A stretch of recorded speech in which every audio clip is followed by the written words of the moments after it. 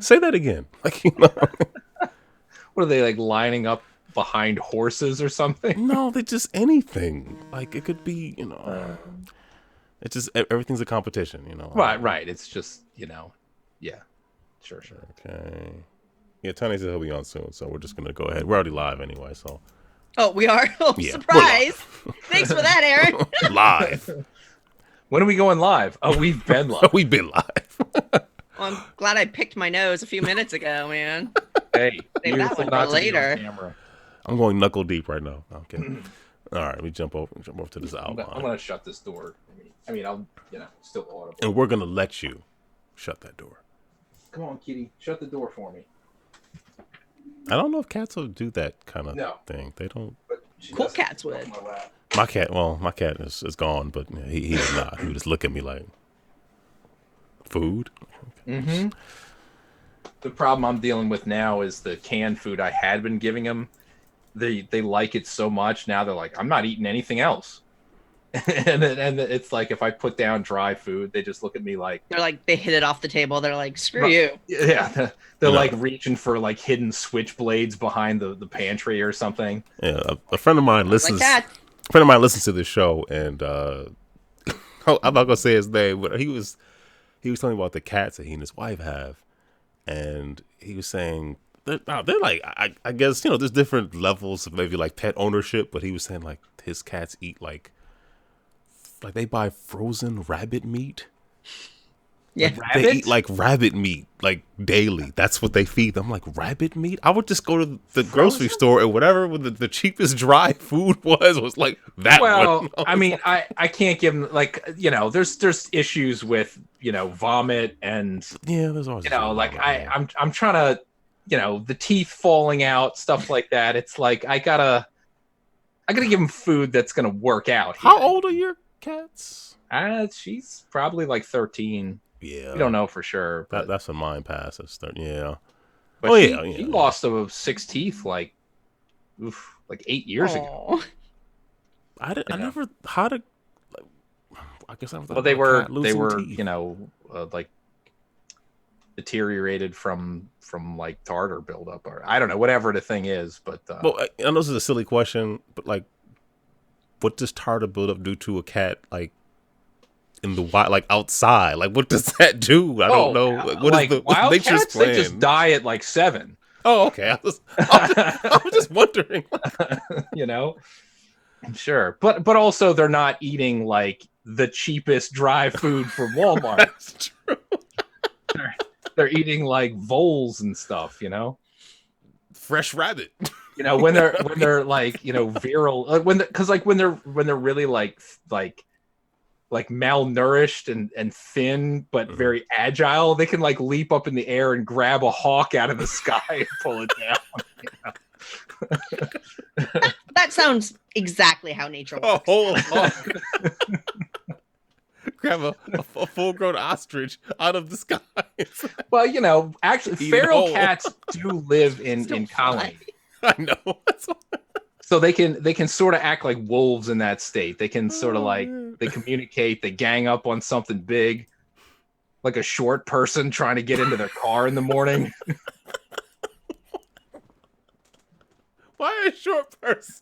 Well, you don't want to go for somebody who's like 6'3" because you need like 50 cats to deal with that. I'm like 6'2" and like a centimeter, so I don't. But somebody who's afraid. Like 4'6", I think like a dozen cats might be able to take care of them.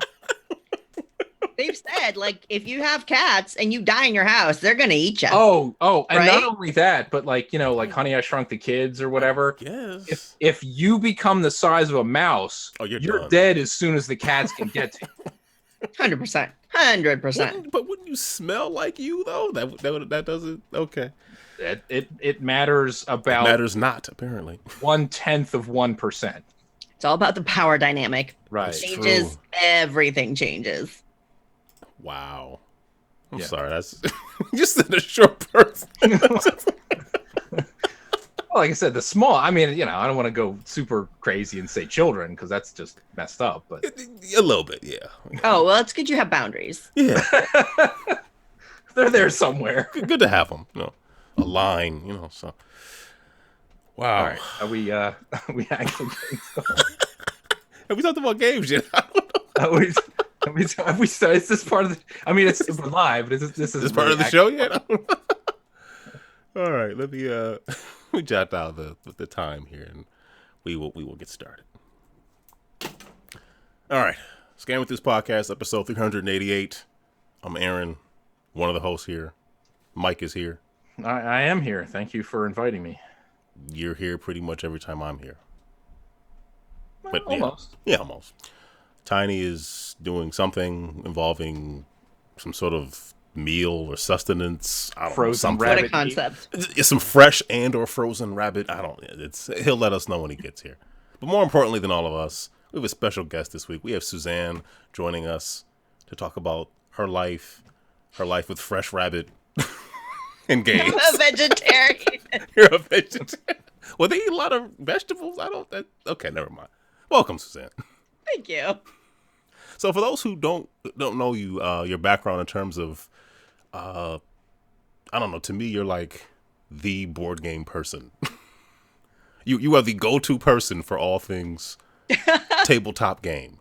Well, that explains your ignorance about board games, right? It really does. Well, that's amazing. I mean, I appreciate that's very complimentary. Thank you, Aaron. That's very nice of you to say.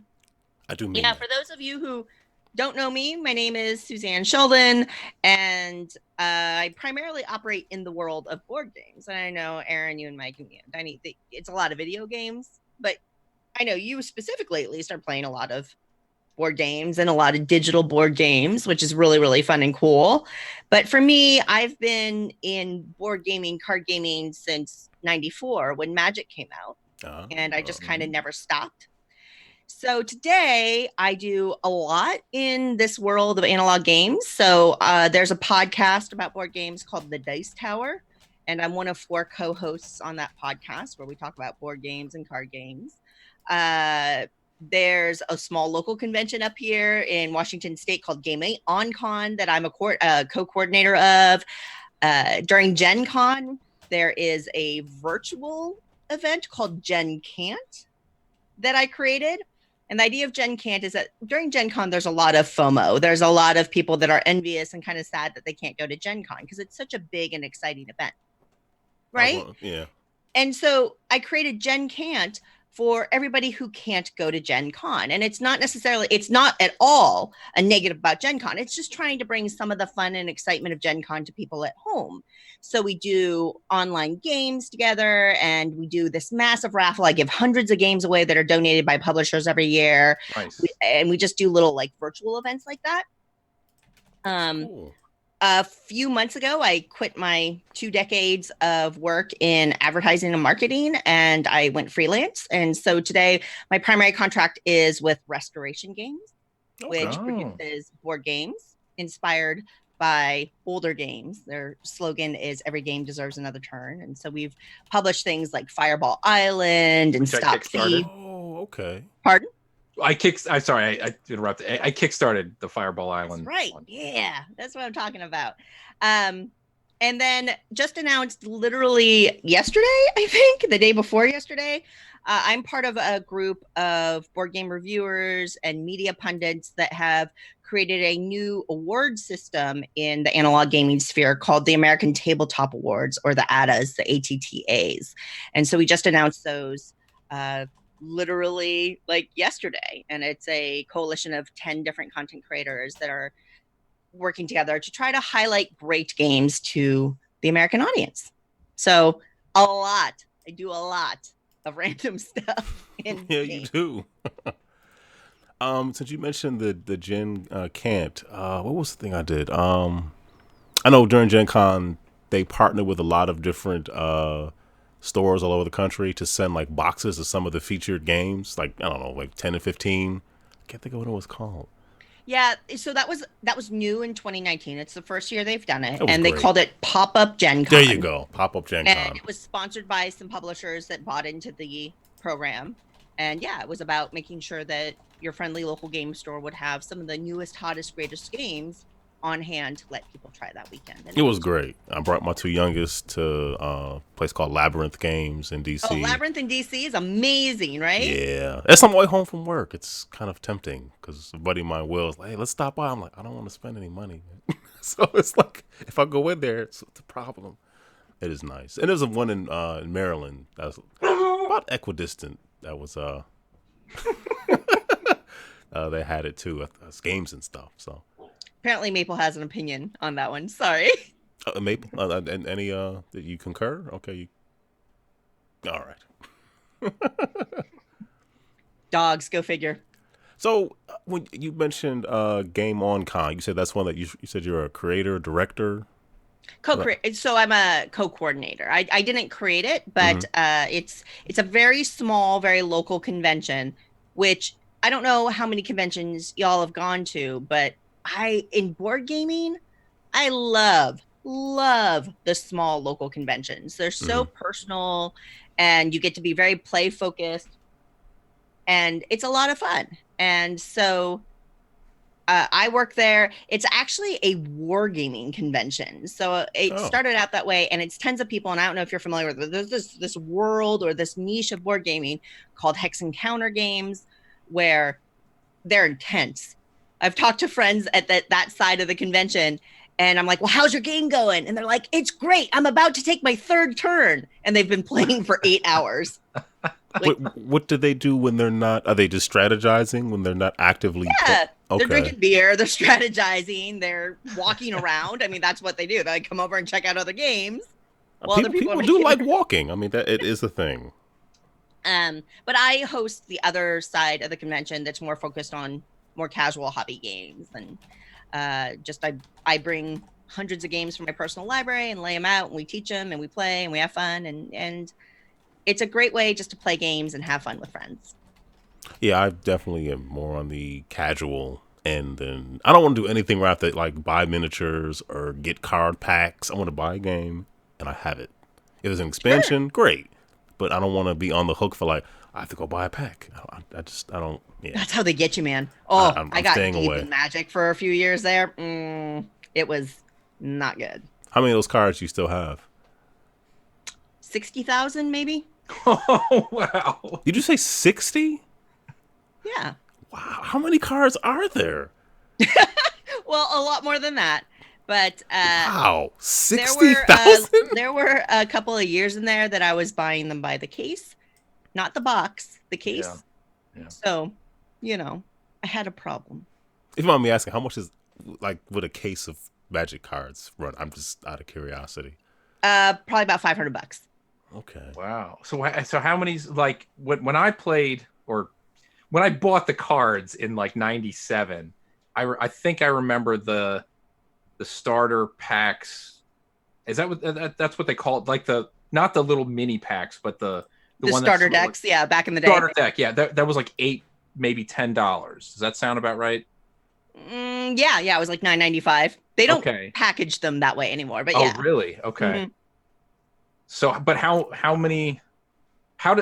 what is a case? Like, what do you get in a case? You get like a booster box. So a booster box are like the little foil packs. Oh, like 12 to 15 cards in them. Yeah. And then there's 36 of those in a box. Okay. Gotcha. And then if there's 6 boxes in a case. Wow. Yeah. You were all in. So I was, and that's why I had to go all out. I still play very casually because I love the game, but I had some impulse control issues there. You got to do what's best for you and your wallet. That's for sure. And I mean, honestly, Aaron, that's exactly what you're talking about. It's one of the nice things about board games. With Magic, you feel like you want to keep up and you want to try the new thing all the time. With board games or more kind of hobby-oriented card games, you buy the box. Self-contained game. You play the game, you get the full experience, you're good to go. Yeah. Until you look over, somebody follows you and sees how many interesting things you tweet about. It's like, that looks like fun. Oh, that looks like fun. That looks like fun. They all look like fun.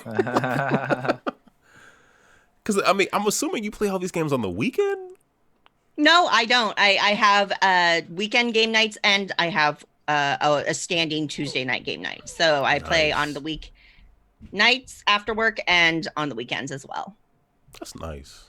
Yeah. And I mean, in my area, I don't know what it's like in DC. I mean, DC is so metropolitan and you have such a dense population. I would assume it's similar. But out in Seattle, where I live, there's just a huge gaming community. There's just so many people here that love board gaming that it's really easy to find people that it's not a struggle. Like, I think if you live in more rural areas where gaming isn't as common, you might struggle to get those game nights going. Out here, it's pretty easy. I mean, I haven't been plugged into it for that long, but given the number of stores and stuff that are around, oh yeah, it's definitely there. It's just the time. Like, it'd have to be more of a weekend thing. But that's the nice thing about having kids is, well, they always want to play, so which is great. Absolutely. And they beat me a lot, Right? which is good for their self-esteem. The worst. I mean, that means I've taught them well. There you go. That's yes, that's... and they clearly inherited your natural intelligence and strategic nature. Oh yes, to not plan ahead and do poorly. Yeah, that's most definitely. Anything else you want to tell the listeners about yourself?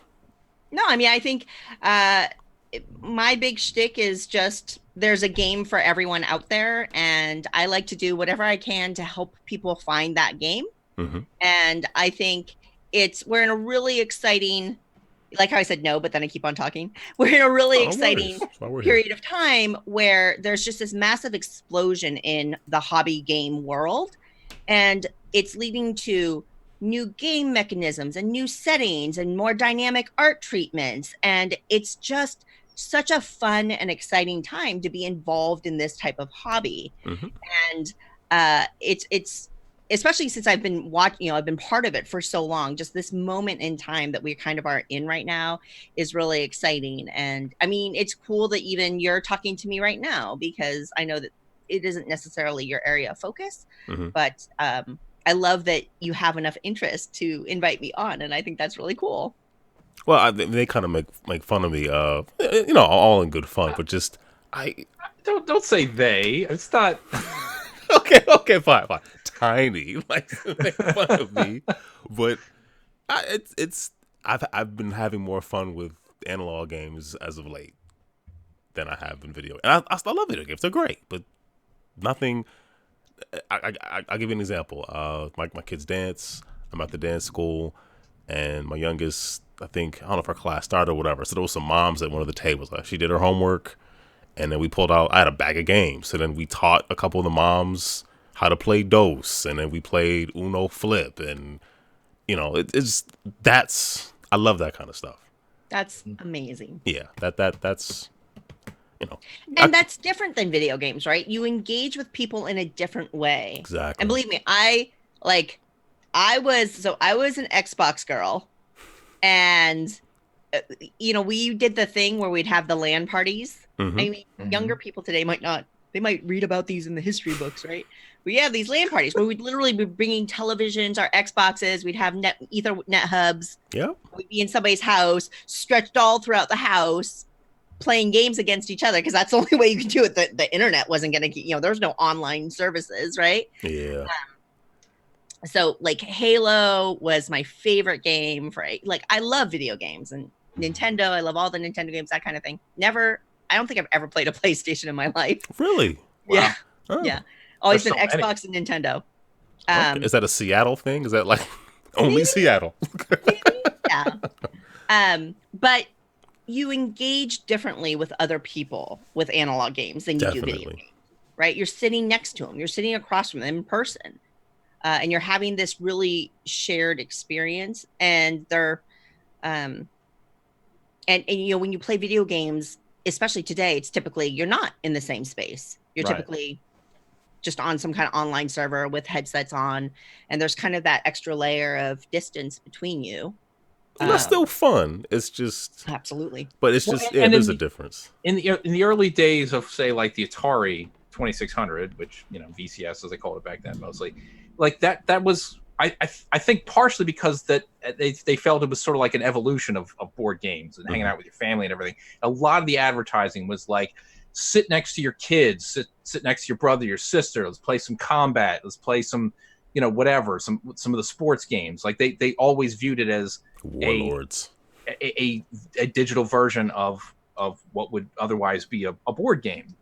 Yeah, And I think to some degree, that's what Tommy Tallarico thinks he's trying to grab with the Amico. With the Intellivision Amico. So it's kind of like, We'll see. I don't know what's really going to work, but I get the concept, and all of this is related to what you've been discussing. Is it's like getting together with people you like spending time with, or maybe people you don't really know, but maybe you get to know a little bit more. Yeah. By playing something that's fun and something silly where you reveal a little something that's like, oh, I didn't know you were into whatever, because that was like, depending on the game that you play. I mean, my mom really likes doing like these game night kind of things, but she only likes playing games that are very like silly. Like Sure. Like what? Oh, I'm sorry, I'm drawing a blank on the name of it. But the like one how silly? Like pie face silly? Or no. Like the one. What's the one where you draw? Everybody gets a little pad and you draw, and then you pass the pad. Telestrations. She loves the game. That's a great game. Other little party games. Like we play a lot of the. If I had all this stuff in front of me, I just read the names of the boxes. But it's like the one where you bet on the numbers on the thing. It's like North Star Games. Wits and Wagers. Wits and Wagers, Yeah, and then that is the a other good one one that they did. That's so your mom has great taste in games. Yeah. No, it's always a fun time, but it's, she doesn't want to play anything that involves any sort of strategy. Just sort of, and that's okay. Get together and we'll have some fun, that kind of thing. Yeah, and that's exactly what I was saying earlier. There's a game for everyone, and I don't know what your mom, from my perspective, I would call your mother a gamer. Now, she might not think of herself that way. No, I mean, she also plays a lot of PC games too. So, but that's Telestrations, which like she's in it. That's awesome. Yeah. Oh, believe me, she has her little groups and stuff. She meets with people her age, and then she invites us over and tries to, at some point it gets to be difficult to get enough people together to play some of these games. But yeah, she's into it for sure. I think that's awesome. So, what was it? Last week, I saw that same mom at the dance school, and I asked her, I said, did you ever pick up Uno Flip? She's like, oh, yeah, I bought it like that weekend. That's amazing, Aaron. You're evangelizing games, card games, right? Great. Like, that's awesome. Yep, I'm doing it. I'm in there. And that was such a great game to bring because it's more complex, right? It adds something new. But Uno, most people in America are somewhat familiar with Uno at some point. So it's very comfortable, right? You're not throwing down some big Euro style game with all these random cubes and they're looking at it going, oh my gosh, it's just Uno, but it's Uno extra. Yeah, those didn't go over it quite as well. You kind of have to watch people play it, and then because you explain it, they're like, wait, what? Like, why are there two center piles? Like, well, you can add up two cards to one of the numbers. They're just like, I don't know. Like, until halfway through, they were like, can we just get through this? So just win and we can go to the next game. It's a tougher sell. It's very polarizing, it seems like. People really like it. I really like it. People really hate it. So. Yeah. What are your thoughts on those? I think that's awesome. Uno Flip. Go figure. Do you like those? I have not played those. Okay. Have you played Push from Ravensburger? Mm-mm. It's got like a die on it. I'll write that down. I'm trying to get you to spend more money. It's a conspiracy. You're getting a piece of this, aren't you? Right. Well, I mean, Mike did send me a message and was like, hey, let's see how many games you can get him to commit to buy. And I get 3%. So how does Push work? So Push is similar. There's a little bit of it's more of a push your luck element to it. It's really straightforward, but you roll a die. And then if you get so many cards of a certain color, you kind of can bust and things like that. But people are really liking it. And gamers are liking it. And I like games like Push because I think it takes it to the next level. Mm-hmm. So people who are a little more experienced with games can get a little more enjoyment out of it. But people who are still just entering, it feels familiar. It feels comfortable, right? So, yeah. Is that kind of a newer game? Mm-hmm. Yeah, it's pretty new. All right. And Aaron, it's like $10. So, not like I'm talking you into a $30 game here. Yeah, I actually, what did I pick up today? Well, I picked it up and I ordered it. You ever played Dungeon Mayhem? made by the D&D folks. It's like a 2 to 4 players. You basically wanted to deplete everybody's health and all that. Anyway, they have another 5 to 6 player expansion. So nice, like $10. So yeah. Did you stop at Labyrinth today? No, I just actually somebody on Twitter had the picture. I was like, well, I know that game. That's Dungeon Mayhem. And then I mentioned, hey, there's an expansion. I looked at the picture again. They have the expansion. It's not out till the 25th, but somebody that they knew had it already. I was like, oh, cool. Like, yoink. Somebody's connected. Nice. Doing big things. Nice. In these board and card game streets. So that's cool. Yeah, the real rough and tumble streets of board gaming. Yeah. Well, I mean, we just talked about cats with knives, so why not? Yeah, and that fresh rabbit meat. I don't know. I keep going back to that. No, seriously, you go to Target and they've got like a refrigerator in the pet section now with the fresh. Really? Oh yeah. With other pets. Let's be honest. Some people. It's the pet food industry, man. So the like the cat food section is a bunch of like frozen mice, and the dog food section is a bunch of frozen cats. That would be pretty cool. Can you even imagine? Oh my goodness. Yeah, I don't know. I mean, yeah, people definitely go all out with the dogs for sure. I haven't seen that level of craziness with the cat food as much, but also like, you know, talking about my cats being kind of picky. If you read some of the recipes on some of these cans, I'm like, I would eat that. And then, you know, you give it to the cats and they're like, you kidding me? There's peas and carrots in this. Are you trying to kill me? Like, is it seasoned? I don't know. I don't know. Yeah, it can get kind of nutty. Getting like chicken pot pie in a can for my cat. Like, nah. If you don't want it, I'm never buying this again. That's for sure. You better eat all of it. Right? Eat the can. So what about you guys? What have you been playing lately? Yeah, Mike, what have you been up to? Well, so to kind of put a little cherry on top of the stupid car discussion that's been going on for a while, I got my new car back today. They installed the Apple CarPlay on it yesterday, and so now we've got all the cars home, and I got a chance to kind of like play with the thing, and I plugged everything in. I went to the apps, and it said Apple CarPlay right on the screen, and I was like, but it's grayed out and I can't pick it. What in the world's going on? So YouTube to the rescue, and I found a video that's just like, you see how there's 2 USB ports on your car? You see the one has a little symbol of a thing next to it that put it into that USB instead. If you put it into that USB, then it actually works. So why are there 2 then? Well, because you can charge 2 devices, but I assume it's that they don't want a conflict of 2 different devices. Yes, being able to control the thing at the same time. I don't know. Before I had this, none of that was in there. Like, they replaced the entire module with the USB and the SD card slot in the car. So I don't think the old one had that anyway, but it has the 2.1 or whatever power, so it actually charges your phone a little bit faster. That's like part of the package. But I mean, some things about what I've seen I like. Some things about it are just like, yeah, who cares? This isn't really worth the extra money involved in having this. But overall, like, the key thing is to have my choice of apps for navigation on the screen. That was like the biggest reason why I wanted to get in on it. But the podcast app looks, you know, at the couple of minutes I tried it out, it's like, this is very intuitive. I like this.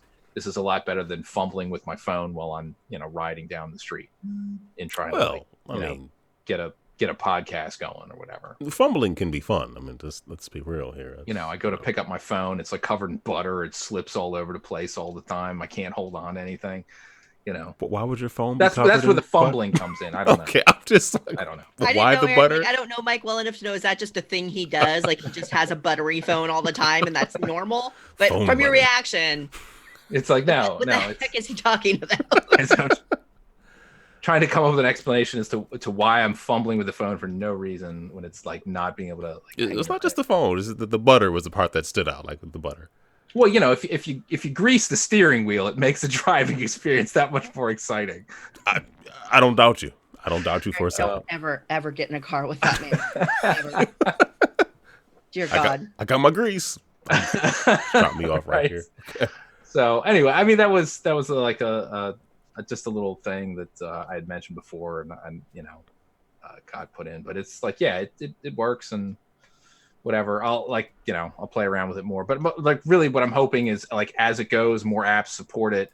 There's going to be like a lot more options and features and whatever, but yeah, that's really the only like whatever thing that I've done outside of like playing stuff. So, but Aaron, you watched Dark Phoenix now that it's not in the theater anymore? Yeah, I just had a question from the chat from Panda Angel. I'm assuming I don't Panda 8 ain't looks like Panda Angel. They wanted to know if we had played Sabotage. I have not. Suzanne, have you played Sabotage before? Okay, are you a fan? Oh no, the new one. I bet they're talking about the new one from Flowers Games. That is like one versus many, or it's like a team game. It's like hidden movement and stuff like that. No, I haven't yet. It was on Kickstarter. Oh, okay. There's a lot of I just spent too much money on the Shovel Knight Kickstarter. Anyway. Oh, they got you on Shovel Knight, huh? Yeah, they did. Hopefully, somebody's going to be at PAX Unplugged. Hopefully. It was at PAX West, so I'm assuming they'll have, not to buy, just to demo and play it. So it looks fun. I'm a fan. So even if I don't really like it, I'll tell myself I like it anyway because I spent too much money on it. Right? That's how you see it. I don't know if y'all use Board Game Geek, but you'll see this, right, on Kickstarter games. Before anybody has it in their hands, you'll see a dozen, 2 dozen, 3 dozen ratings for this game that are all like 10s. It's not even up yet. It's people that they've invested, and so they feel like emotionally they've got to be good. Like, it might be 10. I spent $180 on it. Yeah. Yeah. No, I sent you the link. Look at your account, and it's going to be Shovel Knight's going to be 10, isn't it, Aaron? Anyway. No, but I sent you the link earlier to the Board Game Geek, the deal forum thing. I was that it might get you in trouble. I don't know, but I just had to share it because. Yeah, do you think I'm not stupid? I'm not. I read the link text. I'm not clicking on that. You're the devil. I see you coming though. I look at it every other day or so. Just okay. Oh, son. I haven't jumped on anything. It's just for informational purposes. It's everything's been sold out. So I was like, it's sold out. That means I can't buy it. Telling yourself that. Let's see. Did a Wild Tiny appear? Yes. But I figured I'd wait until Aaron told us about all the board games he bought. So. Yeah, I bought one called Dark Phoenix. It's how it's basically that movie is supposed to be very bad. I saw it. It wasn't very good. So. It looks awful. And it's funny because I'm watching with my wife, and she was just looked like she just made a face, just like this isn't very good. I was like, well, no, it's not. Like we're watching it because it's trash. Like this is why we're here. And of course, that was my assumption with all the preview stuff, with the problems they had with production, the sale to Disney, and Disney was just like, can we? Well, it fell out before the Disney sale, right? Yeah, they pushed fell it out to as the putting theater. it nice. They wanted to like boot it into the theater and straight out as the merger happened. Yeah, like it was a question if it would come out or not, because the New Mutants movie didn't come out yet, and that's been done for 2 years, right? Since early 2018. Yeah, so. They can keep it in the vault next to the. But it's supposed to be like a horror superhero movie. Like it sounds interesting. It's going right to Hulu or something. But yeah, Disney maybe it'll be on Disney Plus. Whatever. Dark Phoenix is not good, but maybe because my expectations were lower. But I found it better than Apocalypse. Well, I mean, come on. Apocalypse was hot. Abysmal. It was hot trash. He looked like Ivan Ooze, first of all. I couldn't get past that. He was Ivan Ooze. He did look like Ivan Ooze. So there were some decent action sequences in Dark Phoenix. There was, I could tell that's what they did the reshoot. So like they went back and added. Plus Nightcrawler got a little bit of shine. I was like, okay, they obviously added that. So I like Nightcrawler. I'm a big Nightcrawler fan. So I was glad to see him do something useful other than like, I don't know, teleport someone out of danger and then say something. I was trying cowardly. to think, what did he do in the last movie? And that's all he did. Nothing. He had some cheesy line or something that just didn't sound right. I mean, X-Men movies have had cheesy lines since the first one. Like, Storm. What happens to a toe when a toe gets struck by lightning? The same thing as everything else. I remember the theater went like silent. We're all like, she's gonna say something, and it was like, that's garbage. Like, what is this? That's terrible. Boom. It was 2000. It was 2000. It was very early on. I was a young man, had a full head of hair. It's a different day. But anyway, so you saw Dark Phoenix. My dad was telling me, I think he got it from Redbox or whatever. He's like, she talks to aliens, and I'm like, okay, that could be. Yeah, the aliens just kind of anyone. They're just kind of there. Like, we need an antagonist. How about aliens? Yes. Okay. Oh, they're bad aliens. Okay, I thought you were talking like she just phones them up and you're like, "How you doing?" They're like, "Everything's fine. What's going on with you?" And they're like, "Nothing." What doesn't make sense ultimately is that, if memory serves, she defeats Apocalypse in Apocalypse, tapping into the Phoenix power, whatever inside her. So then, why did she get bombarded with all that crap in this movie, and they call it Dark Phoenix if she already had it?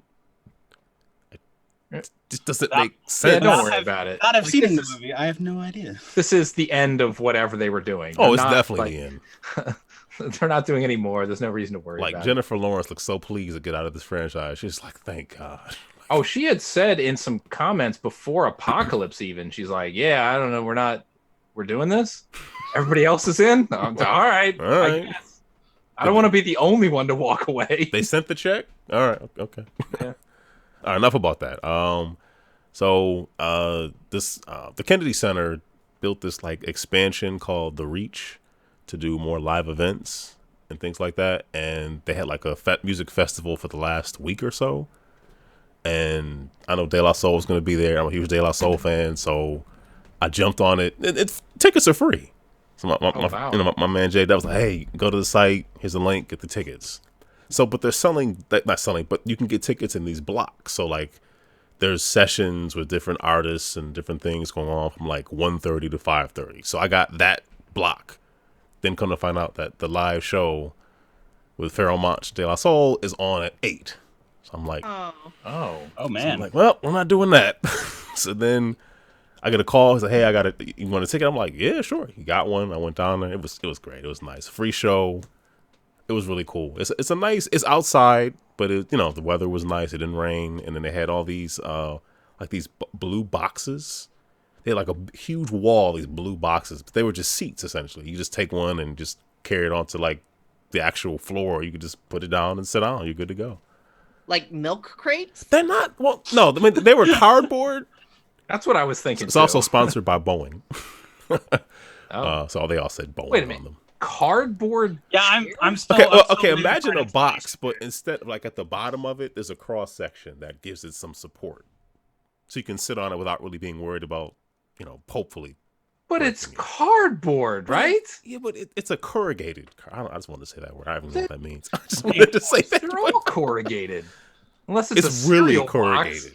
box. It's extremely corrugated. It's a honeycomb box. I don't think cardboard being extremely corrugated is actually good for the strength of the cardboard. Yeah, it's like that means there's more air. You're probably right.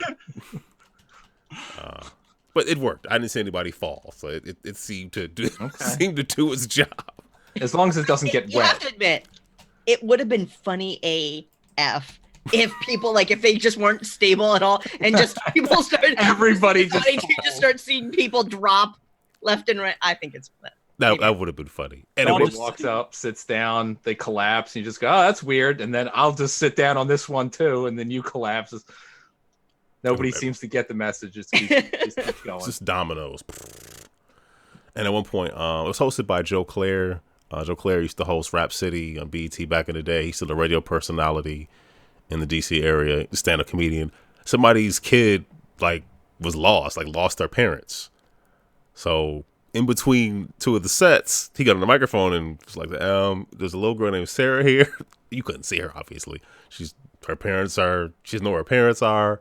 So of course he made fun of them for about 10 minutes. And then I'm sure they we found your child. I'm sure they put boxes over their heads and walked up and said, yeah, we're her parents. Because he clowned them pretty savagely. But I mean, they probably had it coming to him. He's like, your parents having so much fun turning around. I don't know, she's gone. Let's just go home. It's like, Come on, man. You've got kids. You know how these little Yeah. little tykes operate. They get distracted and just walk away like, they were just here. All right. Hopefully they're in the car with no keys. So yeah. And the last thing is I want to see Rambo Last Blood because why not? I thought I did. Is this? Then Is this? then I saw the reviews. Wait, is this a declaration that you want to see it? Well, I'm going it's not to out see till it. Oh, okay. Oh, okay. I'm like, I just wanted to mention it because it looks ridiculous, but I don't know. Was that the 6th one? Why not? At this point, the 5th. It's the 5th? Okay. Yeah, the previous one, the 4th one, I thought was good. That was an entertaining movie, and I just assumed this would be more of that. But the reviews are like, yeah, this is bad. And then I went to the Rotten Tomatoes score for all the Rambo movies, and they're all somewhere around 30 to 40%, except for the very first one. I mean, were they that like? I guess that speaks to like, were they? I mean, really that good? Look, I think the second one is like super forgettable and boring. The third one is just over the top, stupid 80s. That was the one where he fought the Russians? Or was that the second one? He fought the Russians. He and the Afghanistans fought the Russians. The Afghans. In Afghanistan.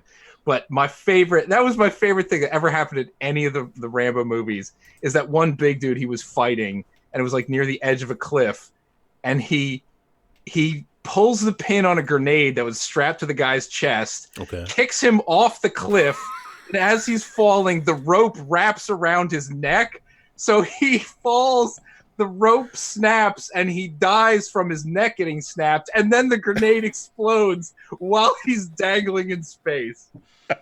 That was amazing. Was that the one where he got shot? Like right through the side, so he probably. cut the bullet open, poured the gunpowder in the wound. Oh yeah, that sounds right. Lit it on fire, just like to seal the wound. that's how you cauterize a wound. Yeah, that's what I and do. that's where Dan Reichert gets his idea of how to like self heal. I can fight wolves or whatever. Right, get a wolf in a chokehold for a while. Yeah, you have to give kudos for the title, right? Last Blood. Oh, yeah, First Blood. They want to be like, hey, if you thought they were getting old and stale, just think this is going to be the last one, and we're calling back to the good one. Yeah. What's the plot? Like, why is he fighting people again? Is it a vendetta thing where people who have a vendetta against him come back and hunt him down? Or the synopsis that I read today was his niece, who's been living with him since the end of the last movie, which wasn't in the last movie. I guess that she showed up 5 minutes after that Wasn't movie he ended. in Thailand in the last movie? they retconned it? Okay. Well, no, there's plenty of time because it's 10 years have passed, whatever. Oh, But anyway, apparently she's kidnapped and he goes and like murders everybody that kidnaps her, brings her home, and now they've got a vengeance to come to his house, and he goes full Macaulay Culkin and sets traps everywhere and murders them as they come in. So it's like they took Taken 1 and Taken 2 and just said, let's put those in the same movie. It's much better if you think about this as a Home Alone sequel. Yeah, it kind of is. Instead of a Rambo sequel. That's what I read. So.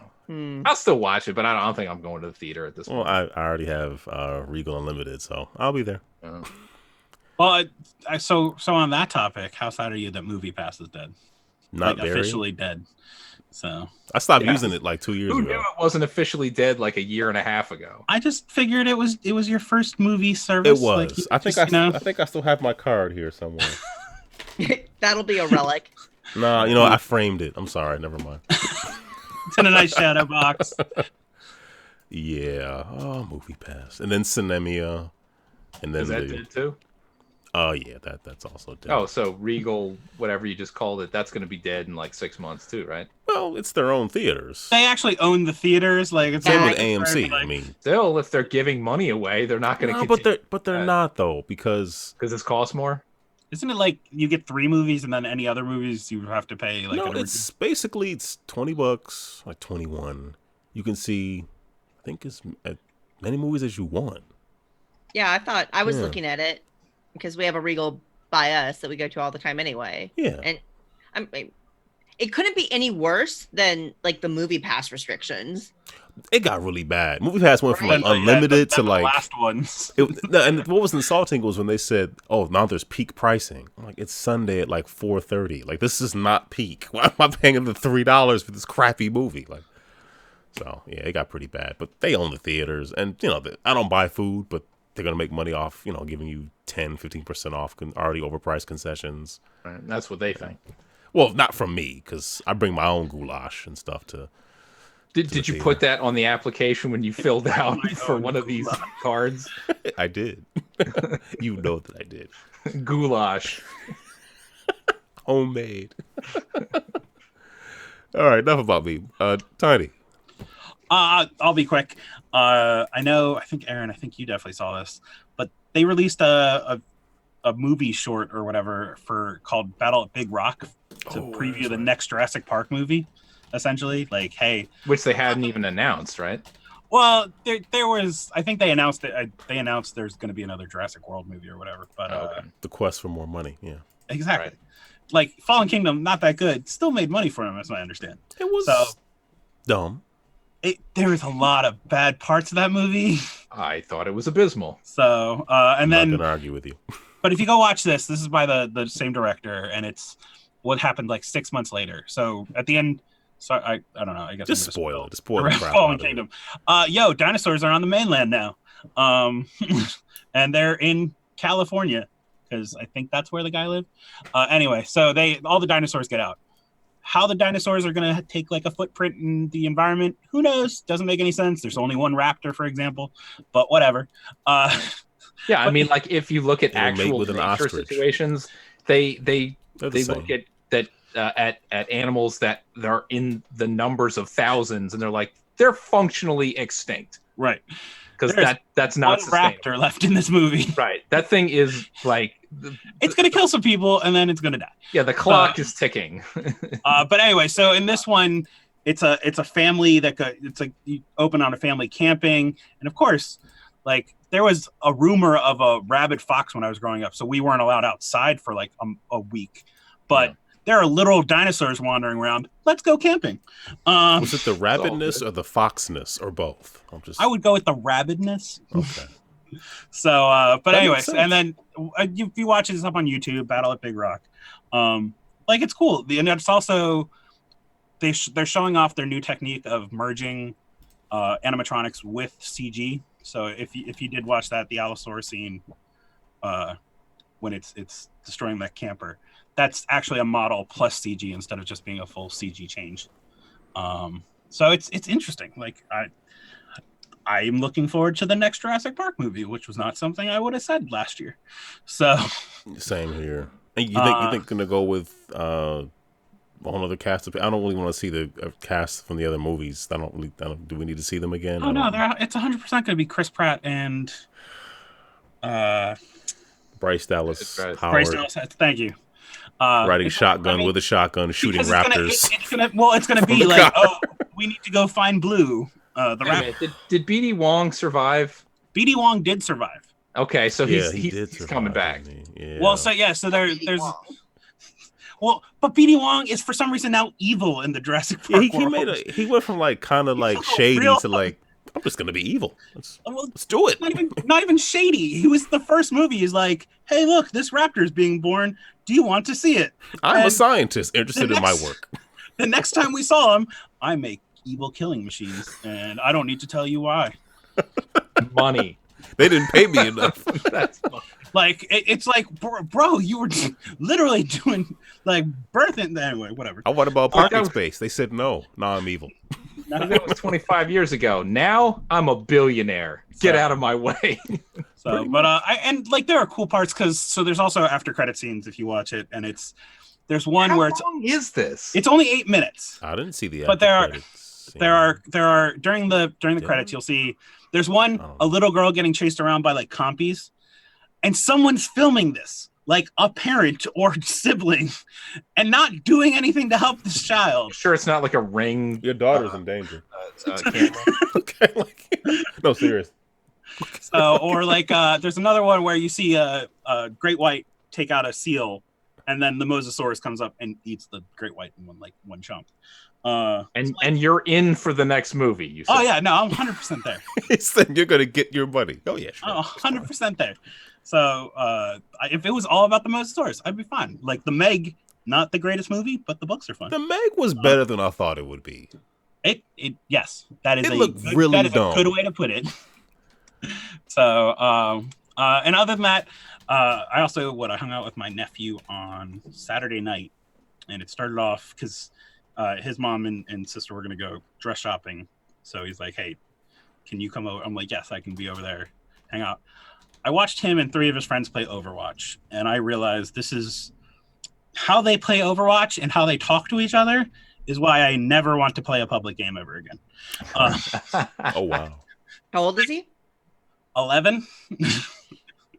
And it's like, I'm pretty sure this is what cyberbullying looks like. But they're all doing it to each other. I'm like, I don't like. Does it cancel out at that point? I don't know. How does that? I'm not any of your parents, so like I can tell you to like be nicer, but like that's about the extent of my power. So treat them like I treat my cats when they're being bad. Just get the water spray out. And just starts. My headset. Shut up. One of them was streaming, and at one point Ryan turns to me, he's like, "Oh, we're doing it for the content." I'm like, I hate everything about this discussion. Content. So they were faking being extraordinarily rude to each other. They were still like not rude. Is that like where we are now? They weren't saying like they weren't like cursing at each other or whatever. They were just essentially ragging on each other, like, "Oh, you can't make that headshot." Well, like just. Were the words potato aim ever used? Yes, 100%. Really? I thought that was made up. It was made up, and then it entered the lexicon. Nice. So anyway, but thankfully, like that ended. We had talk about some stuff, and then part of the reason I'd come over is so that I could take a look at the computer to see if they could play, Plants vs Zombies. The new one? Yeah. Welcome to Neighborville, the early access one. Does that look like the other ones? It does. I mean, it looks nice. Like I got on the machine. I got it running to like medium to high settings. Okay. It looks nice. There's very limited content right now. I think there's only 2 maps. There are like 3 new classes in addition to the classes from the last game, and some of them are very overpowered. They still need to be balanced. So there's a mech that you can get in that like your character just spawns, and you can despawn it and respawn it as many times as you like. Which seems kind of broken. So, well, if you tie it to like a price, then that works out for EA. Well, there's the thing though, like it's $5 a spawn. It's $30 right now to get into this, and then when it comes out, it'll be $40. So, it is cheaper, but it's not a free to play game. Like there's no transactions that we saw right now. So I guess we'll see what happens. I mean, the first person playing first zombie games were fun. Like the other 2, so I don't know what happened with stream, but everyone but JJ and Jeff is up there right now. It's back. Okay, but yeah. So I mean, aside from that stuff, that's really been it. It's just getting back. I mean, we're going to the Too Many Games Game Swap on Saturday, and then trying to get the other events ready for Philadelphia. So, yeah, I got to get my stuff together and figure out what I'm trying to sell. So, but yeah. So, and then, trying to figure out what other things for Extra Life we're going to be doing in the area. So, but yeah, that's about it. Aaron, did we have feedback you'd like to share? While you're also trying to fix scenes? No, it's fine. No, I don't think so. Okay. So, we can jump right into what Suzanne has been playing. Oh. Well, I mean, beyond Slay the Spire, which Aaron, are you playing that? I am playing it on PS4. How about you, Tiny? You playing? I played it because it's on Game Pass, so I played it on Xbox. Oh, I guess I have it on that too, don't I? So, nice. So yeah, I started playing it on there, and I think I have it on my wish list on Switch right now. Cool. So yeah, I at night I'm like, because I have it on Switch. Just one game before I go to bed. Yep. That's a mistake. It's just like 10:30. Like just one quick game, and you look up, and it's like 11:45, and I'm like, what the? We can do one more. Those bosses are tough. They have so much health. I'm trying to do the Ascensions now because I've finished all the characters, their regular things, so now I'm trying to go through the Ascensions, and I'm very bad at it. But I heard somewhere that like the best player of Slay the Spire has something like a 35% win rate. It's just a really hard game. It is, even when you're really good at it. But so playing a lot of that. I'm a Nintendo player, so I'm super excited because tomorrow the Untitled Goose Game comes out. What is that? And Link's Awakening comes out. Jerk Goose the game. I mean, it's just Goose the game, honestly. Geese are jerks anyway. I've seen it, but I don't remember what it is. I don't really know what it is either, and I don't care because you basically get to play a goose going around annoying people and honking at them. Oh. And I'm here for that. That sounds wonderful. It does, doesn't it? Untitled Goose Game. Oh, you put an Untitled, it pops right up. There you go. Yeah. So Untitled Goose Game and Link's Awakening comes out tomorrow on the same day. Was that a good idea I mean, they're different. Castle Crashers, which, you know, I played a ton of Castle Crashers back in the day. Well, it just came out on the Switch, so I had to re-download. I don't know. But do you ever beat Castle Crashers? Pardon? Do you ever beat it? No. No, same here. Same here. I feel like when I played it online, I couldn't help but most of the time when I'd be playing with random people, it'd be like, oh, this is just the end game. I feel like I played the end of that game way more than the middle. Pretty sure I never saw it. If I remember, it's like a big alien thing that comes down. Yeah, I don't know. I mean, you know, it's not exactly like high class writing or whatever. It's you mean what are you trying to imply here? The game that made fun of deers like propulsion shitting isn't a game of high class? Like I'm no, I don't mean like there's no like grand expose that they're like, oh yeah, and in the end you were the bad guy all along or something. No, you punch a big bad thing at the end and then you win. That sounds like a beat 'em up for, like, in general. Man was the enemy all along. Which, I mean, I guess.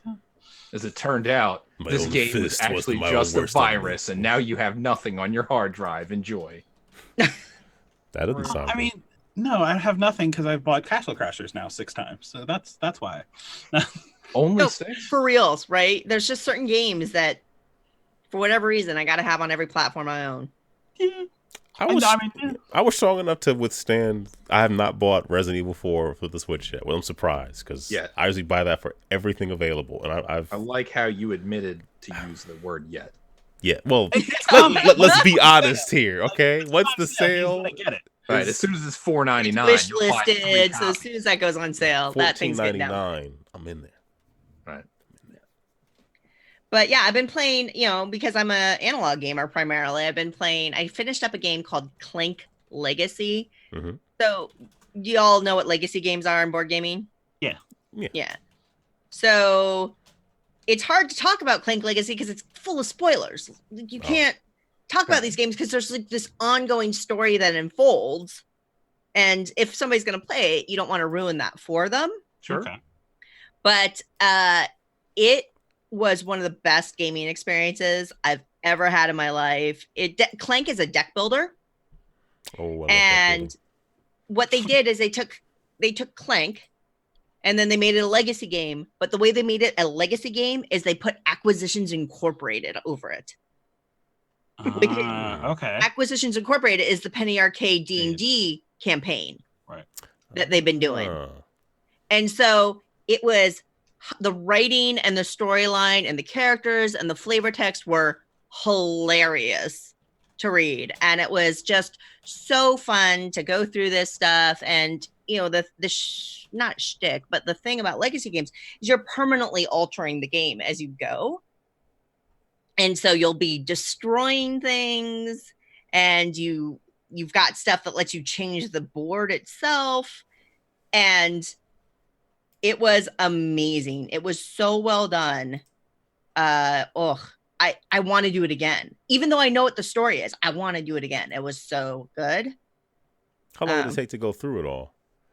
Well, because I play so many games, a couple of friends and I agreed to just marathon it. Okay. So it ultimately took us about 23 or 24 hours of gameplay to go through it. Okay. Spread over 3 days, essentially. No sleep. You didn't eat. You just No, keep playing. I'm too old for that. Are you kidding me? No, Mama's got to go to bed and have a snack or two. So yeah, no, but we spread it over multiple days. But when we sat down, we played a game, finished it, started up another one. Wow. I mean, if that's anybody's thing, it's top tier legacy game. Yeah, I have yet to get into anything like any kind of campaign game or anything that, any kind of legacy thing, because I'm more of a we'll just sit down and play this one thing and then get distracted by something else. So, and that's fair. Like that's cool. That's cool. But this one is good. I haven't played any other Clanks either, so I don't have even the Clank history period. So yeah, but Aaron, you like deck builders. I do. So this actually, you should try Clank. You should go to Labyrinth and you should try Clank because aren't there packs for Clank though? Pardon? Aren't there card packs for Clank or is no? This... Oh, no. What am I thinking of? Something. There's expansions for it. Okay. But I can live with that. Yeah, you just go and you can play base Clank, and it's a deck builder. Mm-hmm. But you're building your deck so that you can take your character down this board and grab treasure and get out. So the card is driving that, and you will encounter things that you have to fight off or whatever as you go.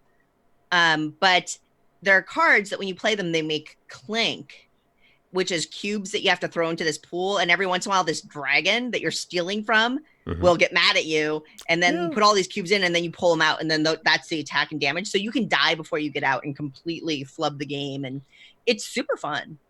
Okay. Because you like deck builders, you should give it a try, really. Okay. And Labyrinth does have it. I know. Well, Labyrinth has most all good stuff. Let's face it. They do. And the owner is real cool, too. Very nice lady. I played a game called Deadly Doodles. I'm super into this style of game called Roll and Write. Yeah, you are. You tweet about that a lot. Yeah. So these are games like Yahtzee. Oh, okay. Where you roll dice or you flip a card and then you have to write something or mark something down on a piece of paper. That's all there is to it, right? But for some reason they've taken off and they've gotten really popular, and so now there's so many of them, but they're getting really diverse in what they do. So some are really simple and some are really complex, and even though they're all in the same niche, there's a lot of difference between them, which is really fun. But Deadly Doodles from Steve Jackson Games is really simple. You've got this little map, and then you flip over cards, and the cards have paths on them, like straight paths or dead ends or turns. And you just have to, when the cards flip, 4 cards flip, you draw the paths on your board wherever you want. 4 more cards flip, you do it again. You keep on doing it through 7 rounds. There's little monsters that you want to try to draw through. And then there's weapons to kill them that you want to draw through. So you're planning your path and kind of pushing your luck.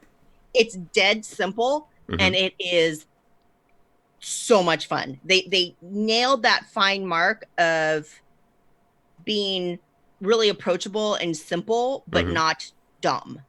Okay, right? that can be tough to do. It can be, and I think they meant. And I've played. I would argue I have one of the largest roll and write collections in the United States. I'm not going to argue with you on it. I believe you. I go deep web to get them from Germany. I go deep web to get them from. I freaking played a guy in Poland to order a Polish only roll and write game for me and ship it to me. Right, so I've played a lot of these games. I'm serious when I say Deadly Doodles was a delightful little hit. I'm just curious about the Polish game. You could read it, if it's in. Yeah, it's language agnostic. Yeah, you just have to find the English rules, but you can play the game without a problem. Oh, cool. Yeah. Cool. And then I'm super excited. So I mentioned earlier, one of my companies I work with is Restoration Games.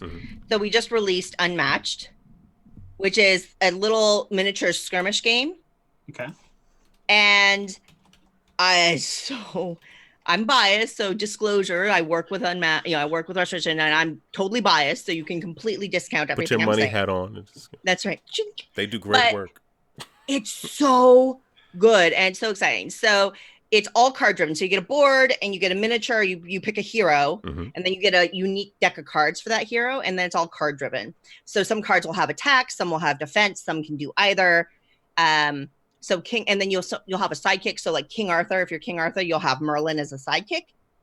And then some cards work for Merlin and some cards work for Arthur. So you have to kind of hand manage. And you're moving, you on your turn, you can take, like, you can draw a card and move, or you can attack, or you can use these special cards. And you're just maneuvering around the board and you're trying to knock the crap out of your opponent. Right?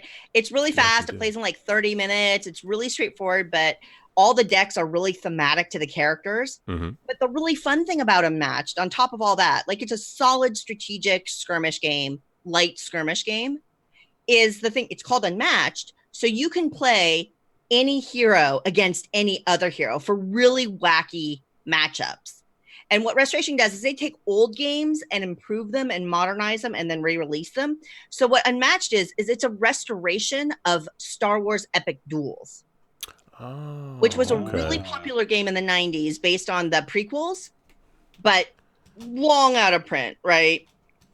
And now we've, so here's this kind of inspired by that system thing, but we took it to the next level because, of course, Star Wars is amazing. But now you can play King Arthur versus Bigfoot. So you can have this game where you're thwomping on King Arthur with Bigfoot just carrying this big old log. Like, it's amazing.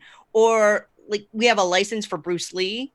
So you can have Bruce Lee fighting Robin Hood or Medusa fighting Alice from Wonderland. I just thought about Super Fight for some reason. Yeah, it's a little like Super Fight in that concept where you can mix and match the characters back and forth however you want and kind of lean into it. So we're doing, we're just talking about like the upcoming movie. Jurassic Park is coming out soon. Okay. Right? Buffy the Vampire Slayer is coming out. From the movie or TV show? What? I'm kidding. Obviously, the TV show. I know. Movie wasn't that bad. Yeah, it was. Like we've got like a Victorian English one, so you get like Dracula, Jekyll and Hyde, the Invisible Man. So you could have Bruce Lee fighting Dracula. That's amazing. Like that's so goofy and ridiculous. It is. So I'm just really amped about that. It's a lot of fun. And you said really it's called Unmatched? Unmatched, yeah. Okay. And this is out? Yeah, so the initial base set released yesterday. Oh, it's very new. Okay. I'm on Amazon. I don't see it. Like I'm sure Labyrinth will have it. Oh, okay. Well, I'll go to Labyrinth. And somebody changed my show notes for me. So that's all I was going to talk about, but somebody else wrote in my show notes. What's the deal? I wanted to hear about John D. Clare's new game. I want to hear all about it. Echoes, haven't you been playing it? Yeah. Tell me about it. I don't know. I just seen pictures. I don't really know anything about it. It's a game. I like it. Okay. All right. Nice quote. Suzanne, it's a game. I like it. No, so Ecos is, what if you built the world from scratch? Okay. Whatever. Thanos wanted to do that. Yeah. And we know how that turned out. Yeah, we do. And so you get these cards, and there's so many cards, and they all do different things, like give you points, or let you put animals down, or let you put landscape down, or whatever. And they've got little symbols on the side. And as you, like a sun or some water or whatever elements, then you got this bag of these big wooden things that have those symbols on it. And somebody's like, it's like bingo. It's gamer bingo. I joke not. Yeah. It looks so much more complex than bingo. No, it is. It is. But that's the basis, is it? Somebody pulls an icon, pulls a thing out of the bag, sun. And then you can mark one sun on the array of cards you've put into play. You can mark a sun. And it's water. And then you can mark water. But when you complete a card, then you can activate it. And so then when you activate it, it's like, oh, well, you can put down a desert tile and then score every antelope and destroy a water tile and place a mountain or that kind of thing. Is there any take that element to it? Or is just you just focusing on your own stuff? So you're working in a communal world. So as you're putting tiles out and features out and animals out, that's all going into one central space. Oh, okay. So it's cooperative. So there's a little bit of take that because like if somebody's working to build the biggest water area and you destroy a water tile in the middle of it, you're kind of a jerk and it's really funny. And so there's a little bit of it like that, but it's it's we've been having a blast with it. It's pretty simple, but the thing is, and the components are really nice, the cards. There are a lot of cards in this game, and the combo potential is off the hook. Like, it just depends on what cards you start with and then how you make them work, and as you're drawing new ones. And what you want to do is you want to trigger a card that lets you trigger another card, that lets you trigger another card, kind of thing. And the combos are super exciting. And like, we've played a couple of times now, and it's just, we're just looking at it going, oh my gosh, how are we ever going to really know this game? Because there's so much to this card play. But John makes some really good games. John is good. John is He's so young too, man. I've hung out with him. I played games with him. And I look at him, I'm like, God, why are you so good? You're so young. But yeah. Yeah, I can't stop playing Mystic Vale, so I have custom heroes too, but I've played it, but I played it at a start. I haven't played it with the kids yet, but I'm going to. You play custom heroes? Oh yeah, I love it. I love custom hero, and that's the thing. I cannot think of a John Clare game I don't like. Those, I guess, including Ecos, those are the only three I know. What other ones? Edge of Darkness. I have not played that one. What is that one like? So it's the same thing where you get the card crafting. So it's a card crafter, but it's got this. It's a little more complex. So you're going around and you're earning the sleeves or the pieces you put in to build these really powerful cards, and then these monsters come out. So you're battling monsters with it, and it's got this ridiculous cube tower. I don't know what it is, but it's got like 3 channels. It's weird. It's just got a lot of stuff in it, but it's super fun. A little more complex than like a Mystic Vale. Okay. Yeah. So there you go, Aaron Ecos. I saw you tweeting. I was like, I have to know about this game because, like you said, John does really good work. He's excellent designer, and the production quality, like the tokens that you pull out for the elements are these big, chunky, painted wooden tokens, and the hexagons for the land tiles they're cardboard. It's fine. Is it corrugated though? Not corrugated. But the land tiles are thicker than the water tiles, and it's the coolest little detail. Yeah, it's just such a small, nothing detail, but you're looking like they thought this through. So it's a really nice production. Eldorock is the company that publishes his games, correct? Is it AEG? Yeah, Eldorock Entertainment Company or whatever. Yeah. Yeah, they spare no expense. It seems like when they're good job. They're putting something out. Well, that's cool. Yeah. Don't slide anything else into my show notes, man. Well, since you have you played Tiny Towns? I'm just yes, and it's good. I haven't played that one yet. I've heard it's quite good though. So somebody's playing Cat Quest, and that's all I want to talk about. So. Oh, really? Somebody's playing Cat Quest. What? Wait. I'm cheating. I'm looking ahead. Oh, Mike. Like what? There is an outline here. Mike, what do you play? Well, I'll get to that, but honestly, I've talked about all this stuff, especially in the last week or two, anyway. But I did finish Dracula's Curse, and the thing I definitely wanted to bring it up again because the thing I had mentioned, I think it was either last week or the week before, but whatever, where I had mentioned specifically, I was really surprised to see that in the North American version of Castlevania 3, that Sypha is a man. Well, the pronoun he and him and whatever is used, but when you finish the game with Sypha as your companion, the classic scene where you're standing on the cliff and watching the castle sink into the ocean, kind of a deal. Trevor has his arm around Sypha, and then like the hood comes off and you see this flowing hair, and I guess it's supposed to be this like Samus Aran style reveal of, oh, it was a woman the whole time or whatever. And it's like, it doesn't, like, especially in the way it's portrayed, and it's like, it's still an NES game, it's not a whole lot of exposition or whatever. Yeah, it's still just like, yeah, whatever. Like they don't even play it off like it's reveal. It's just like, this was a fact. Now this is another fact that we're showing you. Now the credits will roll. Hair. Like, big deal, whatever.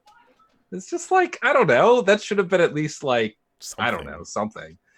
Yeah. But yeah, I did not see Alucard at all in the path that I took to get there. So but I don't really feel compelled to go through it again because I definitely bats. Well, you don't want. No, he's got the fire. He like whips his cape open and like fireballs come out or That's whatever. what capes are for. I mean, let's be honest. Yeah. Here. But like I if I ever beat that game as a kid, I definitely use the Game Genie because it's ridiculous. It's like, are you kidding me? I could never without save states or cheating of some type. Which I did, and the save states are great. It makes it very playable for an old man like myself.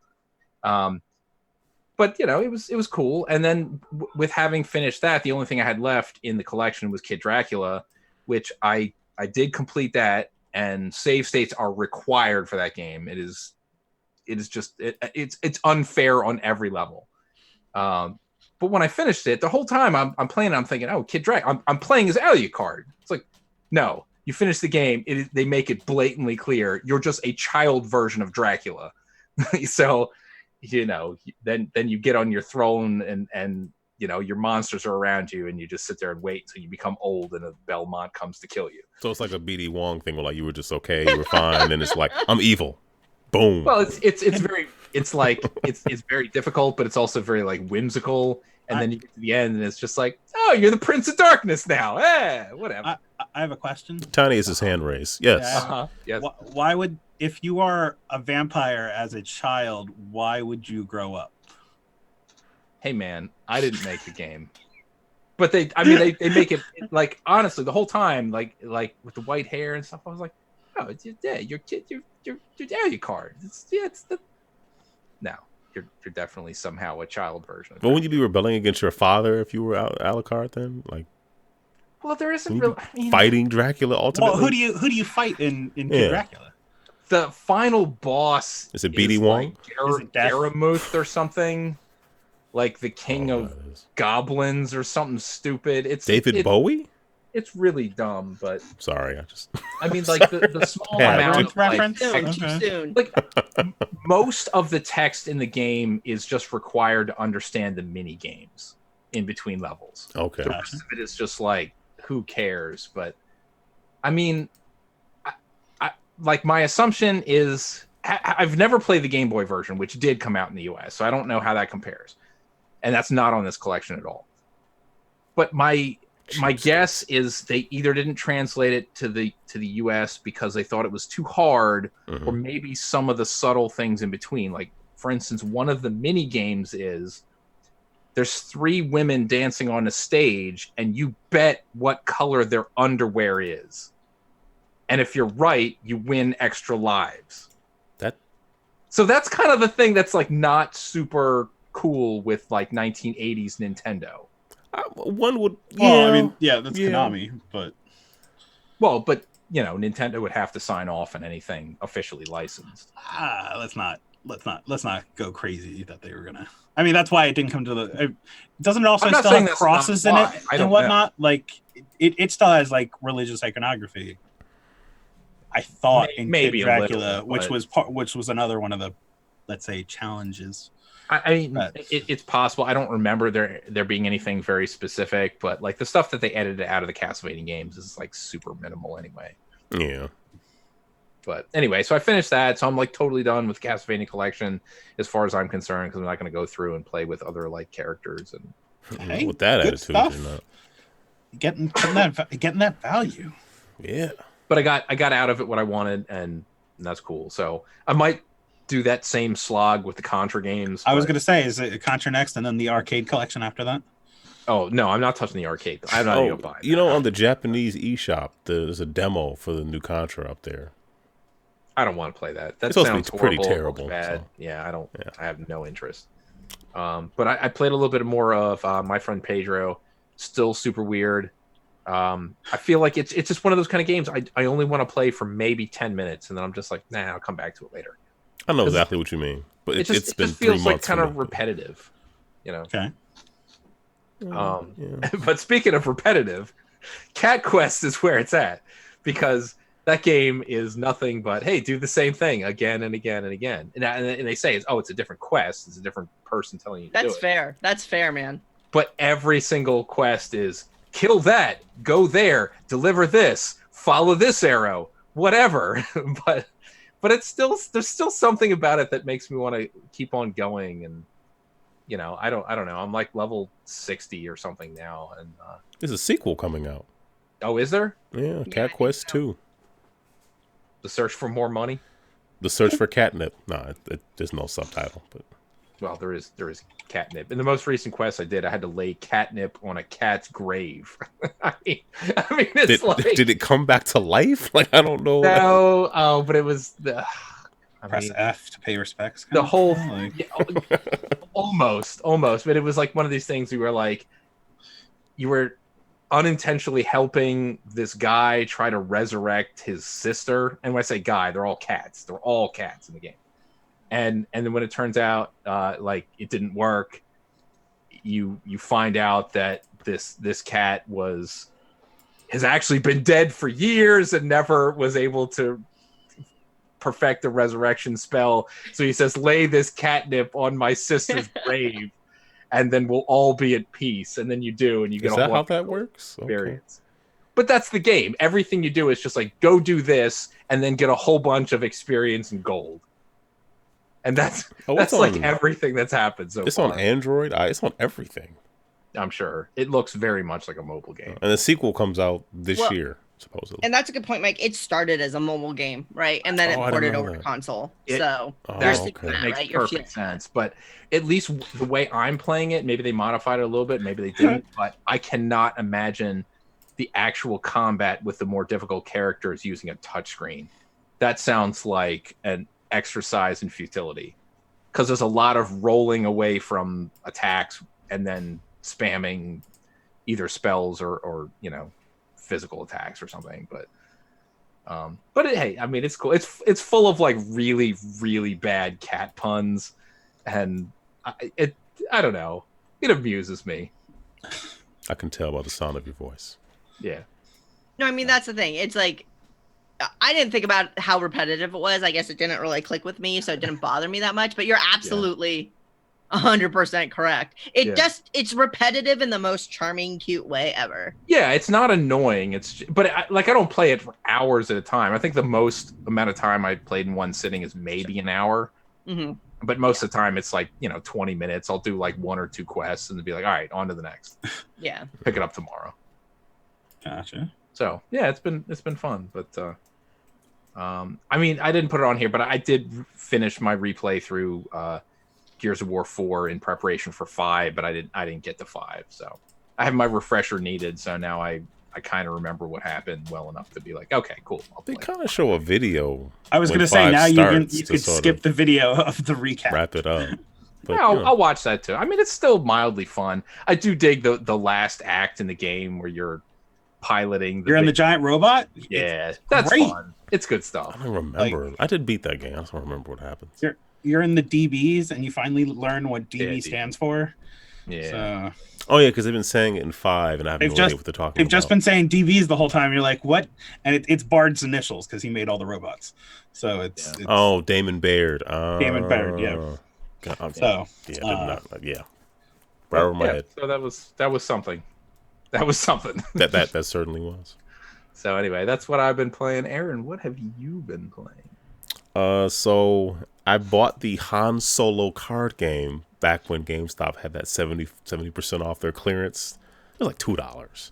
So it's Sabacc, but I guess they can't use the word Sabacc because someone else owns the rights, or I don't know. So basically, it's Sabacc. It's the game that Han Solo wins the Millennium Falcon. Ah. So I was playing it with the 10-year-old, and I mean the point of the game is you want to get as close to 0 as possible, or get 0. You want your cars to add up to 0. So of course I had to tell her, I'm like, well, do you know what negative numbers are? She's like, no. I'm like, well, I drew a number line. It was like, I said, think about negative numbers as if like you owe someone money. So you have $5 and you owe me $5. Essentially, you have no money. So you have like negative $5. Harsh world lessons. So man. there you go. You basically you have nothing essentially. So look at it like that. So after about 5 minutes more examples. So she's like, I get it. So we start playing it. So she beat you, is what? This is all opening up to her beating you. I mean, I won, but it was fun. I did enjoy it. And how it works is the box is full of bounties, and the most valuable bounty is the Millennium Falcon. It's worth 25,000. This one is worth 20. So the thing is, if you get it, you don't win just because you get Millennium Falcon. It's at the end of the game, once people have won all the bounties, you add up all your score of how much the bounties are worth, and then the value of them is how you win. But if you get 4 red or blue bounties, you can steal the Millennium Falcon from whoever has it. So, because it can tip the scale of the game because it's worth 25,000. So, sure. But it's pretty neat. The cards are kind of flimsy. They're it's not the highest quality, but the game is fun. Gotcha. Honestly, I kept looking at it like, am I ever gonna play that? Like I'm looking at the Eggo Waffle Stranger Things game. Probably never really gonna play that. How about just eat the Eggo waffles and be happy with that? Yeah. It's like Uno, apparently. It's like an Uno kind of thing. So, I don't know. Sabacc is fine. Have you played Sabacc before, Susan? She's like, no, I have not played Sabacc.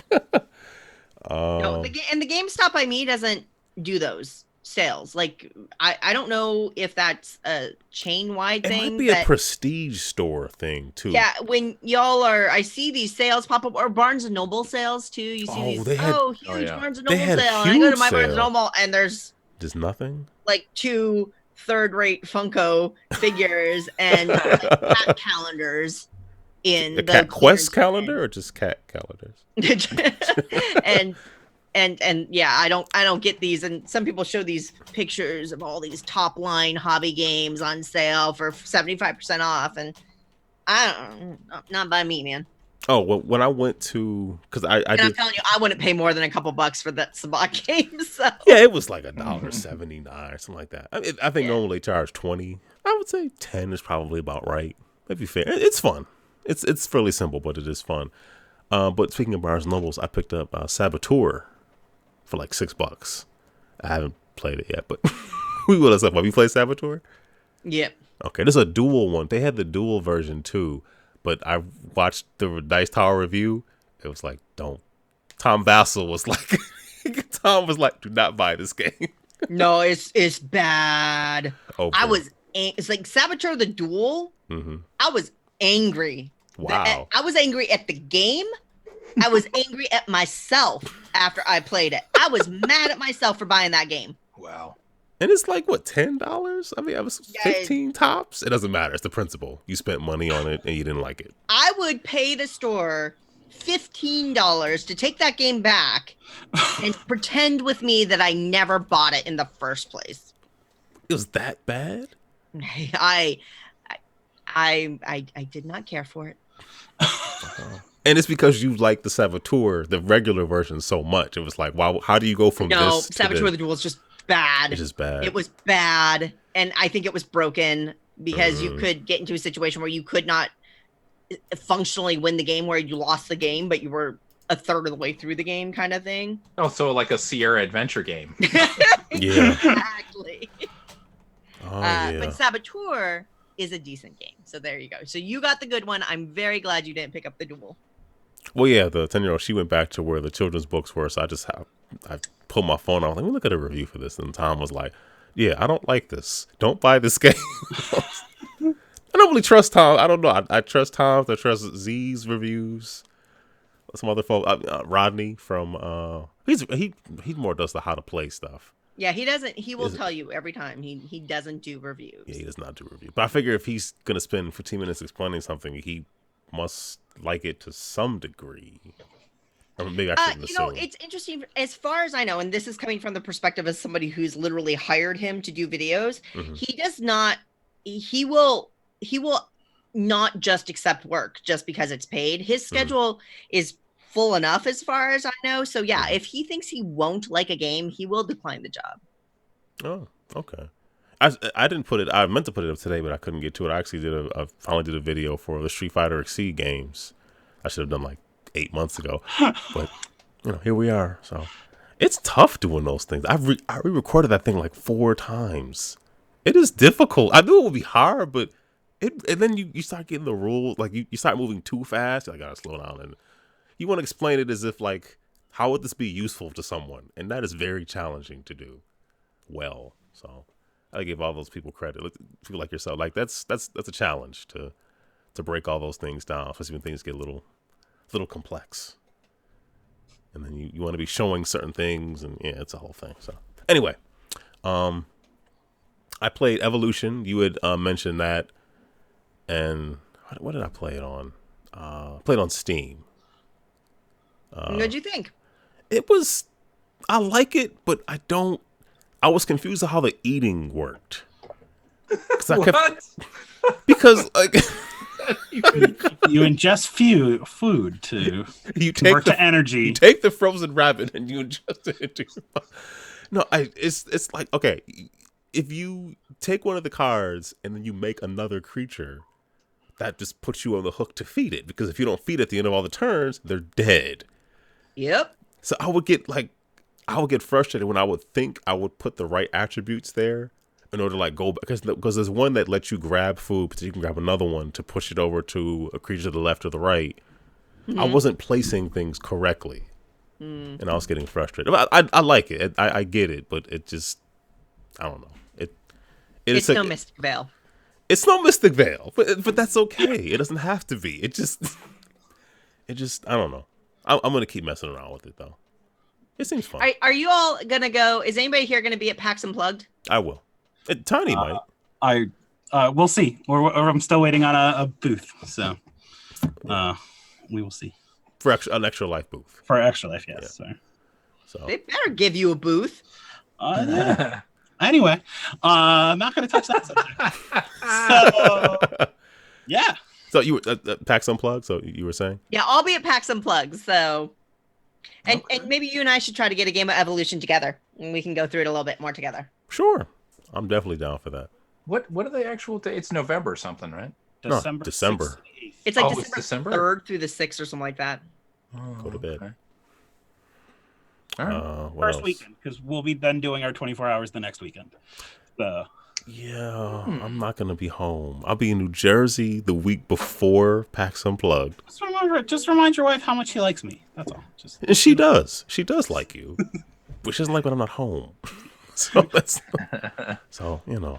Because you guys can't play man-to-man with the kids at that point. You have to play zone defense, and it's just not good. Well, they're getting older. I mean, if you can't wash your own ear, I don't know what to tell you. I mean, it's your ear. Just gonna have to lose it then. If it falls off because of whatever, that. Yeah. I told you. I'm learning with my 5-year-old nephew. You can't say those things because then it gets said at school, and then there's a note that comes home. So. At best. We need to have a parent conference. Well, Uncle Dave said this, so it's not like it's the parent. So that means it's not transferable, right? Is that no? Exactly. I mean, exactly. Yeah, doesn't count. What else? Playing some Unstable Unicorns. That's going over pretty well. They play that one when I'm not home, so that means somebody likes it. So you played Unstable Unicorns, I'm assuming. Okay, but you know the premise, like you want to build up a stable of unicorns, and it gets pretty cutthroat because you can apply downgrades to someone. Like there's a downgrade that basically says like, okay, you can't have any more than 5 unicorns. You win by getting 7 unicorns. So it's like you could really screw people over. So, gotcha. Have I won? I think I won once. I was very happy because I usually never win that game. They gang up on me. What else? Talisman. The Warhammer game? Is that a Warhammer game? I mean, the Hero Quest game. Let's go back. I'll go that old. I think it's all like in the same world. Yeah, they're all in the same world. I played Talisman. I played Talisman when I was 10. So let's put it that way. So that'd be Hero Quest, the 20 years ago. Game? Like the one that they had to change the Sierra game for. Yeah. Called it Quest for Glory. That's in the same universe as what? Not 40K, Warhammer Fantasy. Okay. You could use I did models. not know that. You could use models between the games. Okay, just say Vermintide. Put it that way. I just want to say Vermintide. Age of Sigmar, because they don't call it Warhammer anymore. Why? What? There's a whole... they went through a rebrand. That's fairly recent. Somebody got sued. Yeah, well, if I had to guess, they also kind of wanted to diversify from the... When you say Warhammer, then you have to say Fantasy or 40K. Because you have 2 separate, and it seems like 40K is very popular still. Just say Vermintide, and then everybody just says whatever, and then you go. Well, so the Vermintide was how they changed from Warhammer Fantasy to Age of Sigmar, because the Vermintide is like essentially killed off the world, if what I remember being told was correct. So like they killed off the fantasy world. I got you. And then relaunched it as Age of Sigmar. Yeah. Whoever Sigmar is. One of the gods. So Talisman, that got that on, and that came out from Nomad a while ago on Steam. I think I'm probably late to the game, but whatever. So I'm trying to learn how to play that one. I think you have it. You know how to play Talisman? Are you good? No, I'm not good, and I'll just. This is one that just misses it for me. I think. Okay. I think for the time the game takes to play, the payoff just isn't there for me. Like, I don't enjoy the journey enough, and then the payoff isn't big enough for me on that one. So yeah, I have it, but you're not really wild about it. It's not my favorite. Gotcha. Oh, I asked our buddy Nitro, because he has it. I was like, oh, you know how to play Talisman? Can you teach me how to play? He was like, yeah, I've never played that. Just some backstory. Nitro has, over 6,000 Steam games? Yeah, like, just because he owns a game on Steam does not mean he's actually played. Never played it. I was like, oh, okay. Game on Steam. Like, yeah, he treats Steam like other people play Pokemon, and he has to collect them all. Pretty much. So it's a lot of Steam games. See, Jet Cave Adventure, I put a video up for that 2 days ago. That's sort of you like Donkey Kong Country. So it has that kind of vibe going for it. The boss battles aren't great, but like just the controls and the maneuverability. The platforming is really, really fun. You collect a bunch of little cowrie shells and things. I like it. It's like about a caveman getting a jetpack from an alien. Normal stuff. So, like you do. It's a story written by a 7-year-old in school. It's a sequel to Spy Kids. It's Prometheus and Bob, that old cartoon where it was the alien experimenting on the caveman. I've never heard of that. I've never heard of that before. Oh man, maybe. Anyway, you said it like it was more. You said it like it was. I was going to say like the Flintstones. I want to say they celebrated an anniversary recently. Anyway. Okay. I think this is both of you are much older than I am. So. What do you mean by much? At least a different number at the beginning. For now. Yeah. For now. Time comes for us all, Tiny. Yes, it does. It was on Nickelodeon in 1996. From 96 to 2000. So. What was I doing in 1996? I wasn't watching Nickelodeon. I was like 16, so I wasn't watching Nickelodeon. Didn't you graduate college the year I went to college? 2001. Yeah. I graduated high school in 2001. So, anyway. Wow. Anyway, yeah. Yay. Yeah. So Gears 5 is fun.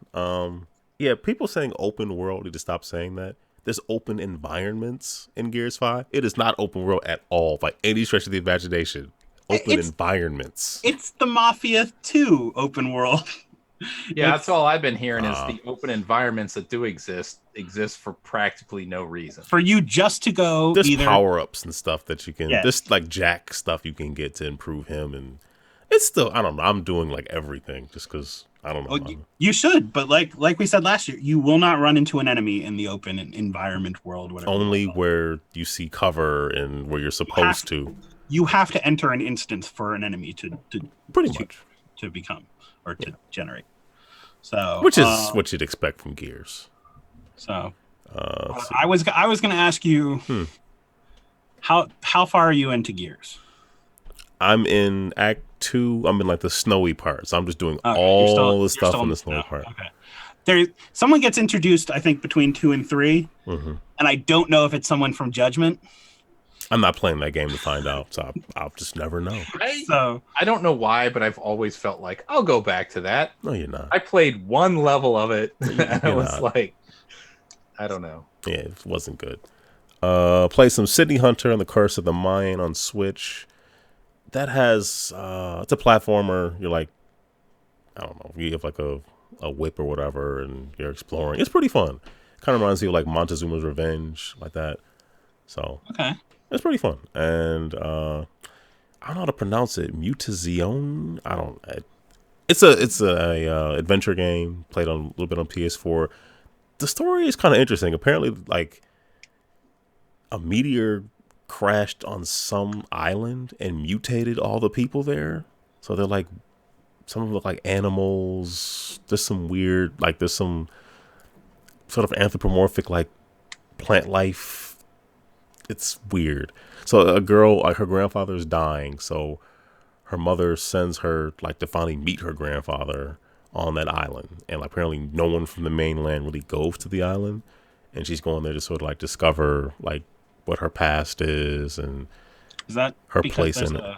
a giant egg at the top of the island, and you have to find all these instruments. Yeah. And, This is like there's like you ride around on a kangaroo. Yeah, and there's a windfish. Yeah, the usual fare. That game comes out tomorrow on Switch. It does. So. It does. It's pretty. The writing is really, really good so far. So I'm really enjoying that one. Okay. I'm almost done. I'm bringing in for a landing. Newt 1. This is a 3D platformer where you literally, there's no enemies. You can't die. Well, you can fall off the edge, but it just brings you right back. You basically, everything in the world is like gray. And if you just touch everything, it becomes colored. And you would think that's not fun, but I don't know, it's just so relaxing. You just walk around just touching everything, and then it just becomes bright and colorful. And it gives you a little percentage, like you want to get 100% on every world, because why would you not? So I had 99%. So it's the Blob. So I was looking to I have this one wish listed on my Switch. Mm-hmm. And you're saying, yeah. I like it. It's very basic. Like that is what you do. But you get little power-ups and things, but that is the game. You touch things and you give them color. So do you like it at $10 or do you like it at $5 or do you like it at $20? 10.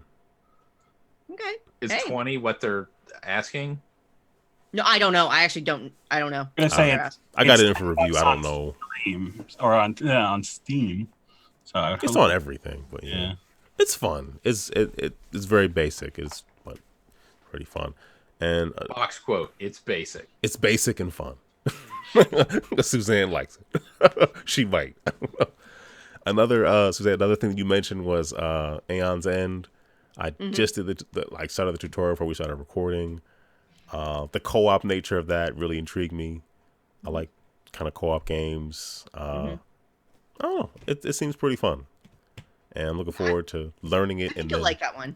And then the tablet version comes out, because they emailed me saying, it's not a mobile version, it's the tablet version. I'm like, okay, tablet. So given how the screen is divided up, it'll be kind of cramped on a phone. But yeah. Now, have you played the analog version of that? I haven't. So I guess I'm competitive enough that I don't usually love cooperative games.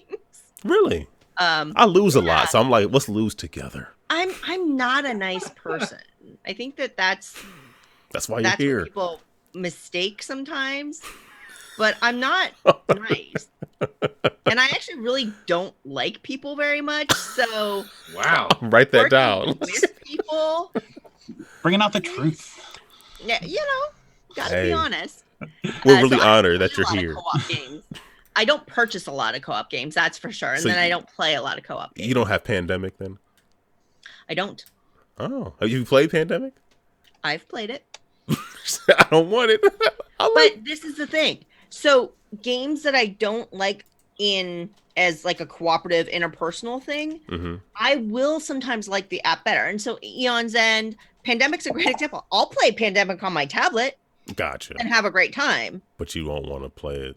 But I'm not going to want to sit down with my friends, and I'd rather play a competitive game when I sit down and play with my friends. So. I can understand that. So Aeon's End kind of falls into that, or Aeon's End, I don't know how to pronounce it, falls into that grouping with me. And it was developed by Hondelabra. And I think that there's kind of 5 top tier board game app developers out there. There's like Playdeck, there's Direwolf, and I would put Handelabra up in there. And I think, Aeon's End has a lot of polish. And I've enjoyed what I've played in the app form so far. So I think it's the kind of thing you'd like, Aaron. Yeah, it seems pretty neat. So I'm glad well, you tweet out so many things. It's hard to keep up. Sometimes I just like them off. I'll look at them later. I feel like if you're tweeting it out, it must be something there's something to it. Like you're not going to tweet out anything like pick up sticks too. Like no, that's not. Oh, that might be a thing. Actually, I don't know. Is that a thing? The pick up sticks too a thing? I don't. There is a game from Haba called Zitternix that is kind of like pick up sticks and like twist. Okay. It's fun. What's the twist? So you get 3 different colors of sticks and they're 3 different thicknesses, and you bundle them up and you put a ring around the middle and then you twist them. So they're kind of supporting this ring in the middle of the twist. And then you pull the sticks out one by one, and the sticks are worth different points. And then when you pull a stick out and it collapses, the game's over, and whoever has the most points wins. It's literally marketed at like 6-year-olds. So it's a kid's game. Yeah. But it's a good kid's game. It sounds game. like it's fun. Yeah. So there you go. See, all right, we learned today. Tiny, write that down. Yeah. Pick up sticks 2.0, and what was it again? Zitternix. Zitternix. Okay. It's German. What does that mean in German? Zitternix. That snappy answers to dumb questions. I don't know. And then I hadn't had a chance to play it, but Cardpocalypse came out today. I think it's on the Epic Game Store. It's a game where the main character is on a wheelchair, I guess in middle school or high school, and it's a deck builder, sort of an RPG thing. It looks kind of fun. I don't know if it's exclusive to the Epic Store or what, but I think there's a mobile version as well. Oh, this does look interesting. Yeah. And then, I don't know about you all, but I don't know if your inboxes have been inundated with games that are on Apple Arcade. I've been getting tons of email, and I don't have an iOS device, so it's like nothing to me because I can't play them. So, well, I do have one, and until I hear about a game that's actually worth the time and the money and whatever, I don't care either. All right, I like that attitude. I hear Frogger's terrible, and so what's weird is I listened to the Bombcast too, and yes, Jeff said that, but then I saw other people say like, I'm actually really enjoying Frogger right now. So I'm not paying $5 a month for Frogger.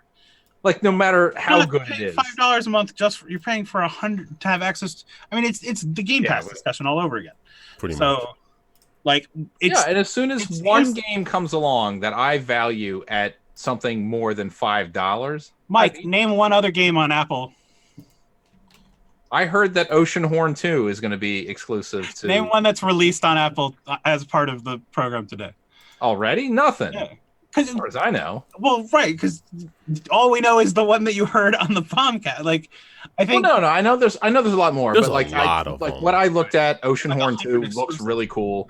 I like when that comes out, if the reviews are good, I might be tempted to check check it out to be able to play that game. Because it looks a lot like a Breath of the Wild ripoff. Oh yeah, 100%. If it is that, I mean, yeah, for $5 a month, like if I pay $5, I'm like, this game stinks, I cancel it. And if I like it, I can play that game for a year, and I've only paid $60, and I have access to a whole bunch of other stuff that you're not going to play. Free, baby. I was gonna say, the first month is free too. So here's your taste. Mike, how much do you do casual games? Because I know what you're saying, but what I noticed, is that they did announce. I know the Frogger thing aside, right? They announced a couple of casual games that I was like, oh, now, like I was super not interested, and then they started announcing just in the last few days. Honestly, from what I've seen, some games that kind of get my attention. So one of them is Cards of Darkness from Zach Gage. Okay. And like Zach Gage is one of the best and most creative and most polished app game designers out there. And so that was kind of like, oh, you've got my attention kind of thing. So but if you're not a casual gamer, then I can see where. Or if you have an Android phone. But, like, I don't like sit around and play games on the phone. I just don't care. I did, and then Mystic Veil came out. But I guess, do you not care because, like, the cool thing about Apple Arcade is it's essentially introducing an ecosystem that doesn't have to have a freemium base. Like Right. the reason a I lot like of people that. soured on mobile games is because it was a race to the bottom where, hey, we can get the game out for free, but then you have to have power systems and various economies and whatnot. And none of these games will feature that because these At least games not Ad free and IAP free. Yep. right. So these games are being subsidized in theory by Apple. Now, who knows what the deal is? I hope it's good, but like this is now an ecosystem where mobile gaming or games on your phone, your iOS, on iPad, and on your Apple TV can start matching what you get in indie games on Steam or on Xbox Game Pass. Because you're not going to have those systems that really turn people off. Yeah, I do appreciate that. I mean, I'll totally admit I'd rather, like, if it's stuff that I actually want to play, I'd much rather pay $5 a month than be constantly had a fishing lure dangling in front of my eyes, going, "Give me another $1, give me $5 more, give me another whatever." You could play a little more if you just had a I little don't want more any energy. of that. Like, I'm holding my phone, and I have a folder called Games. The only thing in here that's an actual game that I might actually ever play is Heads Up. Okay. And that's just because my wife likes playing it. It's Mystic Veil and Splendor and I mean, I've got like the only other games that are actual games that I've ever played on here for more than I played a little bit of Pac-Man 256. Okay. I played a little bit of Star Dunk Gold. Sounds like quality. And there was an old game called Cover Orange where you're trying to protect little oranges from like those all games. Like the rest of it's like I've got a timer. Screen, I've got like a timer app for other board games, a board game miscellaneous app that didn't work. Nice. Space Team that never worked for me. And something called Swap Face Light, which I don't know what I'm going to delete that right now because I would delete that one. Yeah. I don't even know how they got on my phone. Hexalogic is a good one too. I'm glad I did this. I just now freed up 6 kilobytes of data on my phone. A whole 6 kilobytes. All right. I think I have 81 games on my phone right now because it's not nine pages of 9. So I've got Infinity. What was that game called? Hundreds. Infinity Blade. Yeah. Yep. That was like the last like real game that I cared enough to play on my device. I had a Rogue APK for Boss Monster. I mean, that was the first game to be like, yo, look at the graphics powerhouse we can do on a phone. Sure. My iPod got extraordinarily hot when I played that game. It nearly shut itselut down. Man, it was worth it. Games on here. I should play it. I mean, I have Grand Theft Auto San Andreas installed on my phone. You're never gonna play that on your phone. No, it ain't gonna happen. Just put Splendor on it like the rest of us. Well, now that I can hook up a controller, like any controller. It helps, but I'm not gonna play it on my phone. So I got the Bard's Tale, that remake that had Carrie Elways in it. Oh yeah. On my iPad, and it said it had controller support. I think I got that like 6 years ago. I've never even launched it. It's a good thing you have it. Yep. In case of emergency, I will say this: probably doesn't even work now. I played a decent amount of Gears Pop. I did not like that at all. I played it once and was like, nope. 135 points of achievements in it. I don't know. Just like it's a Clash of Clans kind of thing. It's literally just Clash of Clans. So I would not like Clash of Clans then. With Gears of War, like a skin on it. But looking like Funko Pops, which are a horrible art design. How do you have a game where it like sawing creatures in half with a chainsaw is like a major thing? But here's our kitty game. Like it just doesn't make sense. So at the end, whoever wins, they have their lancer out and they chainsaw the opponent, like the avatar for your opponent, and their head just pops off. Like there's no blood or anything. But like a Funko Pop head would pop off. So and it just rolls around. How does a Funko Pop, having never touched one of these pieces of trash, how does a Funko Pop head pop off? With a lot of force? Are they separate items? Do you actually break the item to remove the head? Is it like Mr. Potato Head? I don't even know. I don't think I have one here. You shouldn't. Yeah, you know, you're good then. I think I have a Mighty Mug somewhere. What are you saying, Suzanne? Aaron, Mutazione or whatever, Mutazone? Mm-hmm. Apple Arcade. Yeah. Yep. Oh, man. But it is on PS4 as well. Go buy an Apple product. Well, that's the thing. It's not exclusive Apple stuff, right? For Yeah. Apple, that's the only way you're going to be able to get it. But if you have a console or Steam or whatever. Okay. Same with Sayonara use- Wild Hearts. That's also Apple Arcade. And Their then- use of exclusive is very. So is it mobile? Is like it's not on Android? Is what they're saying. It's on everything else, Correct. but it's not. Okay. Oh, it's not that. It's not just like it's exclusive to pay the monthly subscription. We won't sell it to you piecemeal. Correct. What you said. Yeah. Yeah, you get all the games. You get access to all the games for the $5 a month. But you can't like say, Right, hey, but like, he's saying you can't go buy this so- one app. right. It's like I'm into that. Give me that for $5. Yeah, it does not appear on the marmarketplace outside of the arcade. Right. That's interesting. And then but it makes sense. Cardpocalypse, you just sold me on that one. Oh. Because what I saw when I was looking at it, Mhm. it's by the same people who did Guild of Dungeoneering. It is. Okay. Have you played that? I've not. I know what it is, but I've not played it. I personally, I loved that game. I played the heck out of it. So, sold. You're sold. Okay. Done. You're welcome. Spend And it. it's on Switch. So, there you go. See, now I'm getting you to spend money. That's right. Ha! What do you think about that? All right, it's getting kind of late. Ty, do you want to run through your games? I mean, I'm still. I went back to Mafia 3 to finish it, so I'm currently trying to find, I think, whatever 300 different collectibles they have in that game. Wait, did you finish the story? I finished the story before, but I'm now replaying it and trying to, for some reason, find all the Playboys and the Hot Rod magazines and the. I don't think even I did that. But Yeah. did you get the DLC? I did. Well, it's in the game, so I just started one of the DLC missions. Okay. With the priest. Yeah, those were good. Those were good. You keep It's talking to weird. that guy by the boathouse.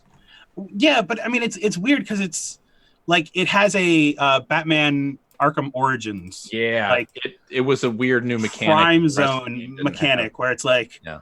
go around the whole crime zone and look at this item and turn it over and like you found all the evidence. So exactly. have. I mean, it was something. I'm glad they tried something. I'm enjoying it. Was But, it like LA Noire? You just oh look, there's something written on the back. Who would have thought this game mechanic where you can turn an item upside down that there might be a reason to do so? So and then I also started Watch Dogs 2 again. So I'm playing through those right now on my PS4. Aside from that, it's just been I did get into the SNES class or SNES games on. Oh, yeah. Switch. So and I came up with the most convoluted way to hook up a SNES controller through a Bluetooth adapter to then sync that with the Switch so that I could play it with a Super Nintendo controller. they'll sell you one now for $30. Did you never buy any of those 8-bit controllers? I did not, but I had. That's the. I heard they were trash. No, they're. Oh no, they're great. They're really good. really? The one that actually. I Yeah. have is very, very good. And now the new one has a handle on it. So you can hold it better. Yeah, I don't care about the handles. I want the one that feels like a SNES controller with analog sticks. At the I have that one. I have the NES Pro. I have the SN Pro, SN Pro 30 or whatever.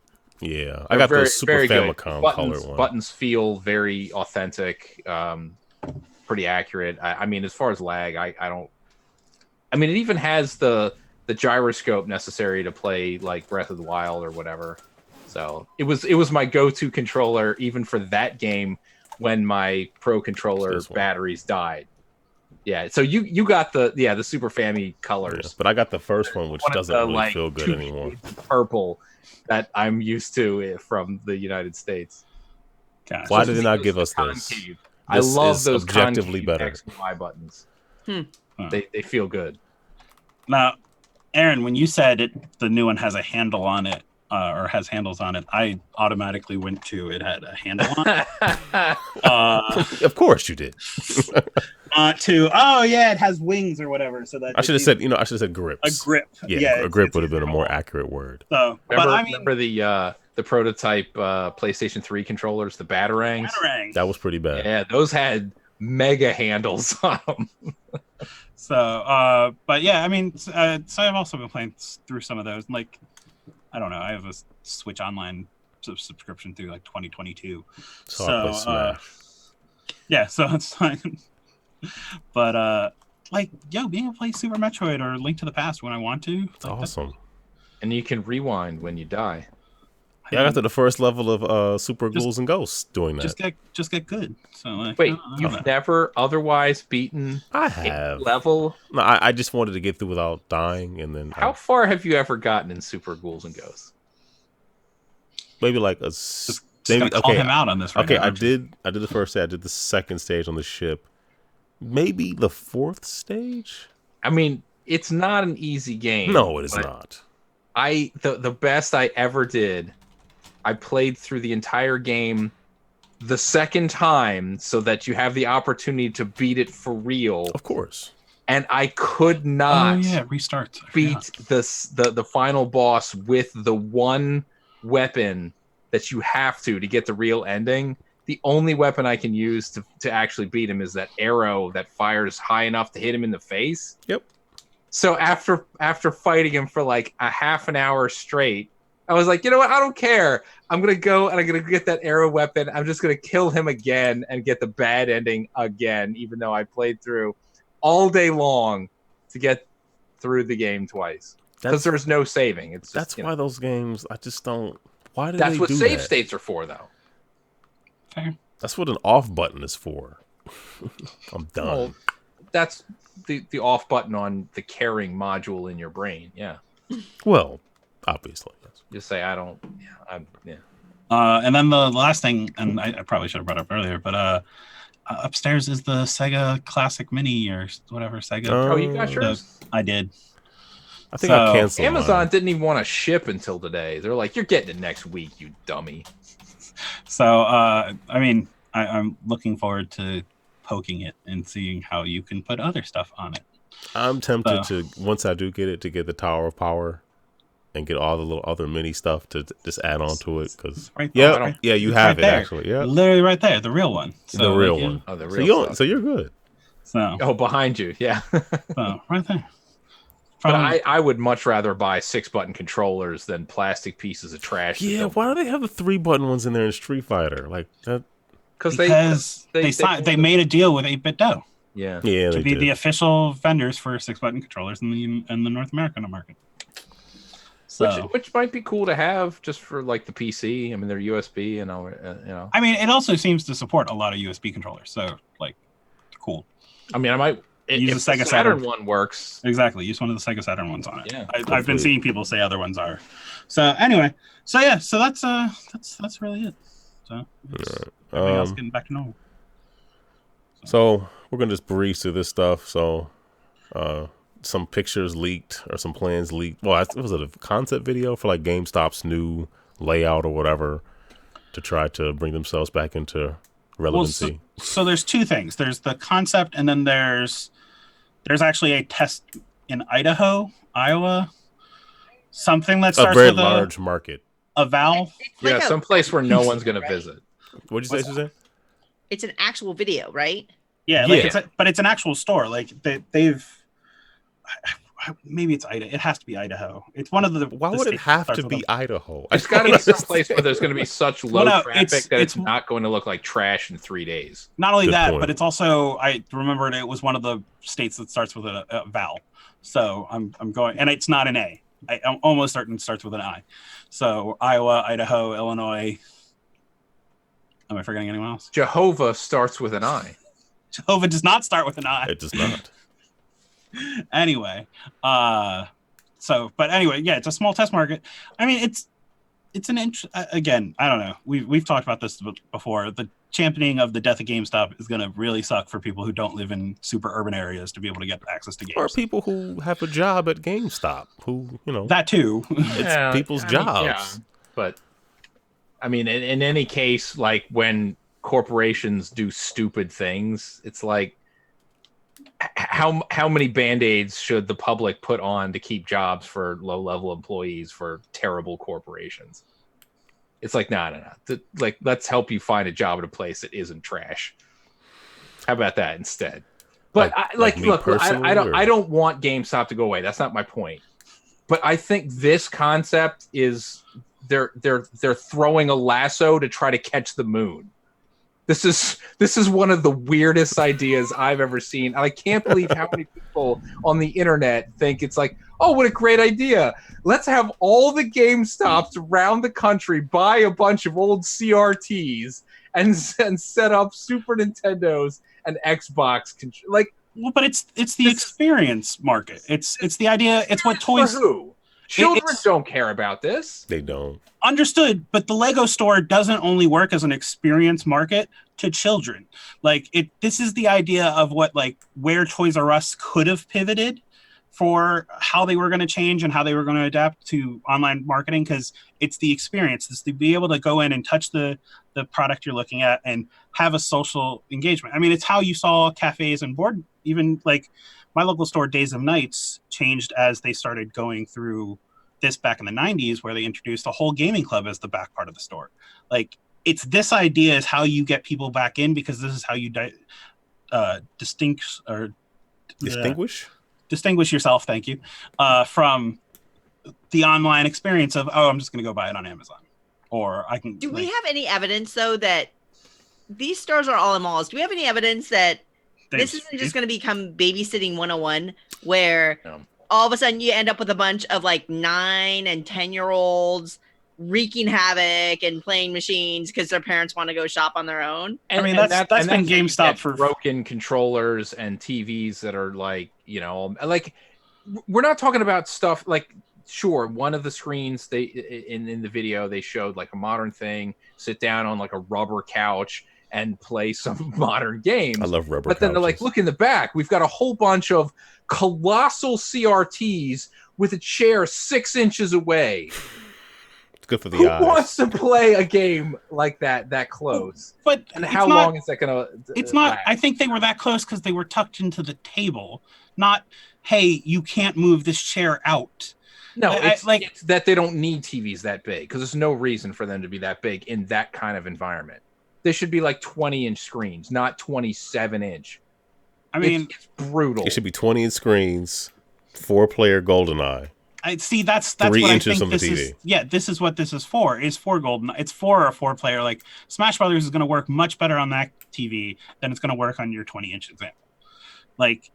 This is what those discussions. I mean, Gamers Heaven, up by you, Mike, is this whole discussion right now, and they've been around for the last decade. Gamers Heaven, and he said, "What store is this?" You say by me? I've never heard of this place.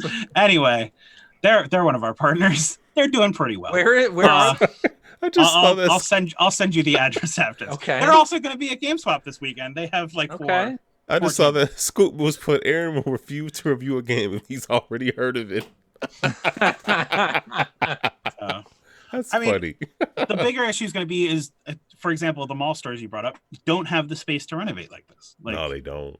It's when anyone asks, oh, is there anything in back? There is no back. You're in it. The back does not exist. The back is the closed store next to us. But it's empty space. If you can. Well, it must be the prestige stores then, because they're bigger. Yeah, and these are going to be the strip mall stores and whatnot. But and from a GameStop babysitting perspective, that's what GameStop's been treated like that for the last 15, 20 years. So except that you can't play anything in it. What? I mean, my store still. Well, you can. You can. The GameStop I'm forgetting about the closest kiosks. to me is small, but even if they threw away half of the games that they're pretending they're ever going to sell and put CRTs and couches in the back, I wouldn't want to spend 10 extra seconds in that store. You are by no means ever going to be the market for this. Every single time I walk in, it's a line of people that I don't want to associate with who are clogging. And I'm hitting them with my cane as I walk by. Man yells at Cloud while Get off my understood. grass. I hate the mall too. So this isn't. Oh, this isn't a mall. This is an independent. Well, they're attached to a liquor store, which is appropriate. But man, I worked at the wrong GameStop in college. Liquor store. Wait, I you know what? Years I know of booze. So now I'm trying to think of which store that is. It's over by the Walmart. It's like a separate thing. 10 years ago, they built a mini strip mall. It's a Dollar Tree, a GameStop, and a state-owned liquor store. That's it. I mean, here's the other thing. GameStop's 5,800 stores right now are not going to be this. They need to close 80% of them. They're closing 200. Okay, ignoring that Mike is not ever going to be the financial officer for GameStop. Yes, they're closing 200 of them, but as they said, and it's very sad, I'm sorry people are going to lose their jobs, they're the lowest performing stores in the company. Let them go. Like, unfortunately, that's the reality of... It's the same idea as when someone like tries to pitch themselves as the businessman or the business person president. Like, cool, when are we going to get rid of Mississippi because it's the lowest performing state in the union? Like, what do you mean by get rid of? Like, out of the union? Because like, if you can't run a business anyway, you can't run a government business, but that's how you have to run a business if you have stockholders. So like, this idea looks fun. Like, it could be cool, but it could be just staving off the inevitable. Yeah, it's an amusing thing to look at, but there's no way this is going to be a long-term successful thing. No. That's my opinion. I mean, we'll CRTs and dirty controllers are not going to save them in 2020. Like, so, yeah. As soon as they go, oh, some kid got angry and put his shoe through this CRT from Toshiba from 18 years ago. What do we do about it? I don't know. Climb into somebody else's dumpster and see if you can find another television. I'm confused. Did anyone say like playing on this stuff was going to be free? Oh, that's an interesting. Well, no, I didn't even consider that. Okay, going back to the store you apparently never heard of, Game7. Like, that's closer to you. It's a membership model. Wait, I gotta go. I've never heard of this place at all. If you Google it, you're gonna see the Collegeville one. Or Where Phoenixville. Collegeville. Phoenixville. This is in Kansas. It's over by Oaks. This is near me. It's over by Oaks. It's not far away from you. Man. They literally Oaks near me. They literally support Children's Hospital Philadelphia. I've never heard of any of this before. I mean, come on, they might be near you, but this isn't anywhere near me. It's even in the same state as you. Like, that doesn't mean it's near him. Pennsylvania, other than California, you live in Texas, right? It's near Alaska you. is like the 4th largest state in the union or something. He said it's near you. It is near him, relative. Anyway, it's a like brisk 2.5-hour drive. It can't be that far. I'm 2.5 hours from. Anyway, whatever. We'll go over this later. Yeah, but anyway, this could be part of your power up reward. Like it. Okay. There are ways that to avoid the person putting their foot through a TV that they could recover those costs. So we'll see. Like, it'll be an interesting attempt, but like you have to. This is what the Lego store from like. For your MBA study is how the Lego store diversified itself and it distinguished itself inside of a market that was transitioning to online retail. Yeah, but the one thing Lego store has going for it is, you know, when kids put the Legos in their mouth and chew it into garbage, they print some more plastic trash and throw it in the bin. Like there are no more N64 original controllers. Guess there what? Are no more CRT. Not with that attitude, there's not. Long before they got them into that store, to chew that block up was already a win. Because there's a good chance someone is going to buy something then. Like when the tournament happens and 4 people show up to play Smash on a CRT and 3.5 of the N64 controllers don't even work. And the other one has like, it's like a toothpick sticking up out of the top with no thumb pad on it anymore. And he's the guy that wins the tournament because it's the only one that works. This is Mike, a boon for GameStop. Mike, I'm sorry that I can't like elucidate this whole thing for you because like so hyperbolic. Like, what? I mean, I don't know.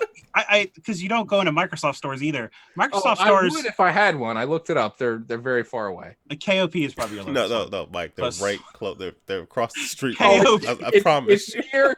There's actually they're so close. There's one in King of Prussia, and there's one down in DC that I could go to. Anyway, so they started running stuff like this out of Microsoft stores for about 4 years ago now. And since then, they've now signed exclusive contracts with League of Legends for tournaments on like Tuesdays and Thursdays, Fortnite, and they're running Halo tournaments starting this, and Madden tournaments now that the season's up. So like other stores are doing this and bringing in customers. So like it's not a far stretch for GameStop, who has. But at the same time, all of this is still it's all stuff that is still being produced. People are playing tournaments on hardware that if somebody snaps a mouse in half, they can rip one off of the shelf and slap another one down. Like when we're talking about stuff like that only old school gamer or whatever is making bootleg controllers for that barely work in the first place, or like, you know, artisan or, you know, whatever. Like it's just GameStop is not going to keep up and make sure this stuff works well. There's just no way. Okay, we'll see. They're gonna fold before they care about that. All right, we have to move on from the GameStop thing. I had no idea what's gonna. All right, good. Let's do it.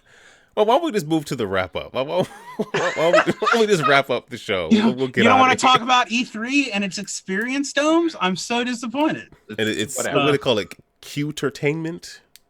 I mean, so I know people ripped on that, but like that's what PAX has been doing for years. Like you have to entertain people while they're waiting 2 hours in line. Like if you don't, you done messed up. It all sounds like a big bag of let's throw a bunch of trash at the chalkboard and see what sticks. But I finally finished listening to the rest of Giant Bomb's E3 coverage shows today, and I was reminded, oh right, they're gonna have the new consoles next year. Yep. If that isn't enough of a draw for E3, whatever they're trying to do is it's just not going to work. It's going to be a completely different thing. And if they're going to try to implement it on the year where Sony and Microsoft are inevitably going to, if not at E3, fight at in the that parking lot, time frame, they're going to be showing their new stuff. Like if that's not enough for this next coming year, then forget E3's done. E3 is not E3 anymore. No matter what they call it. E4. I mean, E for all. Remember that? Yes. All right. Well, we do have to wrap up though. Yeah. Yeah. Okay. Sorry. There will be the article about the white phosphorus stuff and COD on the site, so you can link to it, read it. Yeah, we can't all time to get into it. Let's wrap up. Suzanne, shout outs, plugs, all those wonderful things. Oh, yeah. I mean, I gave all the stuff that I do at the top of the show, the Dice Tower podcast, our Your Games, all that good stuff. But all I was going to say is we just talked about it a little bit ago. I'm going to be at PAX Unplugged, hanging out. Yeah. And I mean, if anybody's around, let's grab a game. I'll teach you how to play something. I'm going to take you up on that to an annoying level. No better way to learn a game than to have somebody teach in person. Absolutely. Yeah, 100%. You're right about that. All right, what is the other thing you have on the outline? Oh, Essen, it's a board game convention in Germany that I'll be going to in October. And I will always, until something drastically changes in the United States, I will always say Essen is my favorite board game convention because they have Belgian waffle stands and pretzel stands in the middle of all of the halls. Nice. So like 5 minutes walk, you walk up, you give them €3 and they give you this amazing pretzel. And every board game convention should have that. I'm just saying. Is language a barrier at this convention? No, really? everybody speaks, not everybody, but a significant number of people speak conversational, if not fluent English. Oh, okay. And so it's easy peasy to get around. I was hoping you were going to say everybody going just speaks German, so it's not a problem. I was hoping you'd say that. Prerequisite for going, just learn German first. Do you know German? Duolingo out, man. I won. Cool. Well, Sam, thank you for coming on the show. We appreciate your time. Yeah, thank you. You guys are a bunch of goofballs. We are. we really are. And I mean that in a very positive way. But no, thank you so much for having me on. I know my thing isn't necessarily everybody else's thing. And so it was really nice of you to have me on. And thank you for sharing. And you got me to spend some money. So thanks. Hey. I think I'm good at what I do. Sometimes when I'm good at it, I don't know. I guess so. And then, who all is going to be playing Link's Awakening with me tomorrow? I'm going to be picking. I don't know when they're going to deliver that, but yeah, I feel like it is in some weird universe. I'm going to be playing that at the table on Saturday while trying to sell while trying to sell the garbage that you brought. Right. So, like, how much for this? I don't know. $5. Leave me alone, kid. How about a slightly chewed Genesis controller with one button? I don't know. $20. How much do you want to give me for this GameStop N64 controller? With half an analog stick. I swear, if you look, not to sidetrack this for too long, but if you used to look in the bags, they would have like GameCube controllers with no rubber at all on the thumbstick. Like not even a shred of rubber left, and they're like full price. Done. $48 or whatever. And like, you people want to go out of business, don't you? They don't want to. That was 15 years ago, right? Yeah, so why would then they didn't care. Just checking. They want to go out of business. They've been trying to go out of business for a decade and a half. We have to wrap this up, Mike. All right. Do your normal outro thing. Give blood, spay, and neuter. Aaron, what do you got? If you want to leave a voicemail for the show, 202-573-7686. You want to email us, podcast@GameEnthus.com. Also, check out the YouTube channel. There's a lot more videos up there of me, be playing games and talking. And if you like my melodious voice, there's a lot of videos to watch. There you go. Tiny. Hey, it's September. I can't believe it. It's already. So you should sign up for your Extra Life page at extra-life.org. Really should. Raise money for your local Children's Miracle Network Hospital. There's 170 of them across Canada and the U.S. to raise for. And so far, Philadelphia raised $88,000. And game day is coming up November 2nd to 3rd. But you can do your time anytime before the end of the year. How long did that guy fish, Tiny? We had a guy fish for 24 hours, like off a boat, because I have to apparently specify this for people. Anyway, also we'll be at a GameSwap, Too Many Games GameSwap this weekend. After that, I know it's crazy. We'll be at Microsoft's Halo event. That's going to be a KOP at the end of the month, and Comic-Con for Kids at the second week of October. So come on out, say hi, stop by the booth, sign up, give money for your local Children's Miracle Network Hospital. Again, go to extra-life.org and sign up there. And yeah, and donate to your favorite GameEnthus personality, being me. So, I'm already over 1,000, so I'm good. Like, it's cool. I got a medal. I like that humble brag, Hey, it's cool. It's there. I'm so modest. I haven't even asked Aaron for Asif's Mario Maker code so that I can just, one time. And I haven't given the code out voluntarily yet either. So, and you haven't beat the level either, have you? No, I've come so close. That's a elite donation right there. That's it really $1,300 to your hospital. That's pretty much almost like my whole thing. So yeah, I got to do that. Anyway, Suzanne has things to do. Thank you for your time. Any final words, Suzanne? No, thanks everybody so much for joining and for having me on. Just play more games, have fun, be kind to each other, and don't listen to Aaron and Mike and David because they're gonna make you spend more money, and that sucks. Oh, that's a fine reason. Unless it doesn't, though. Unless it doesn't. All right. Thank you, everyone. Have a good night. Good night. Bye. Peace.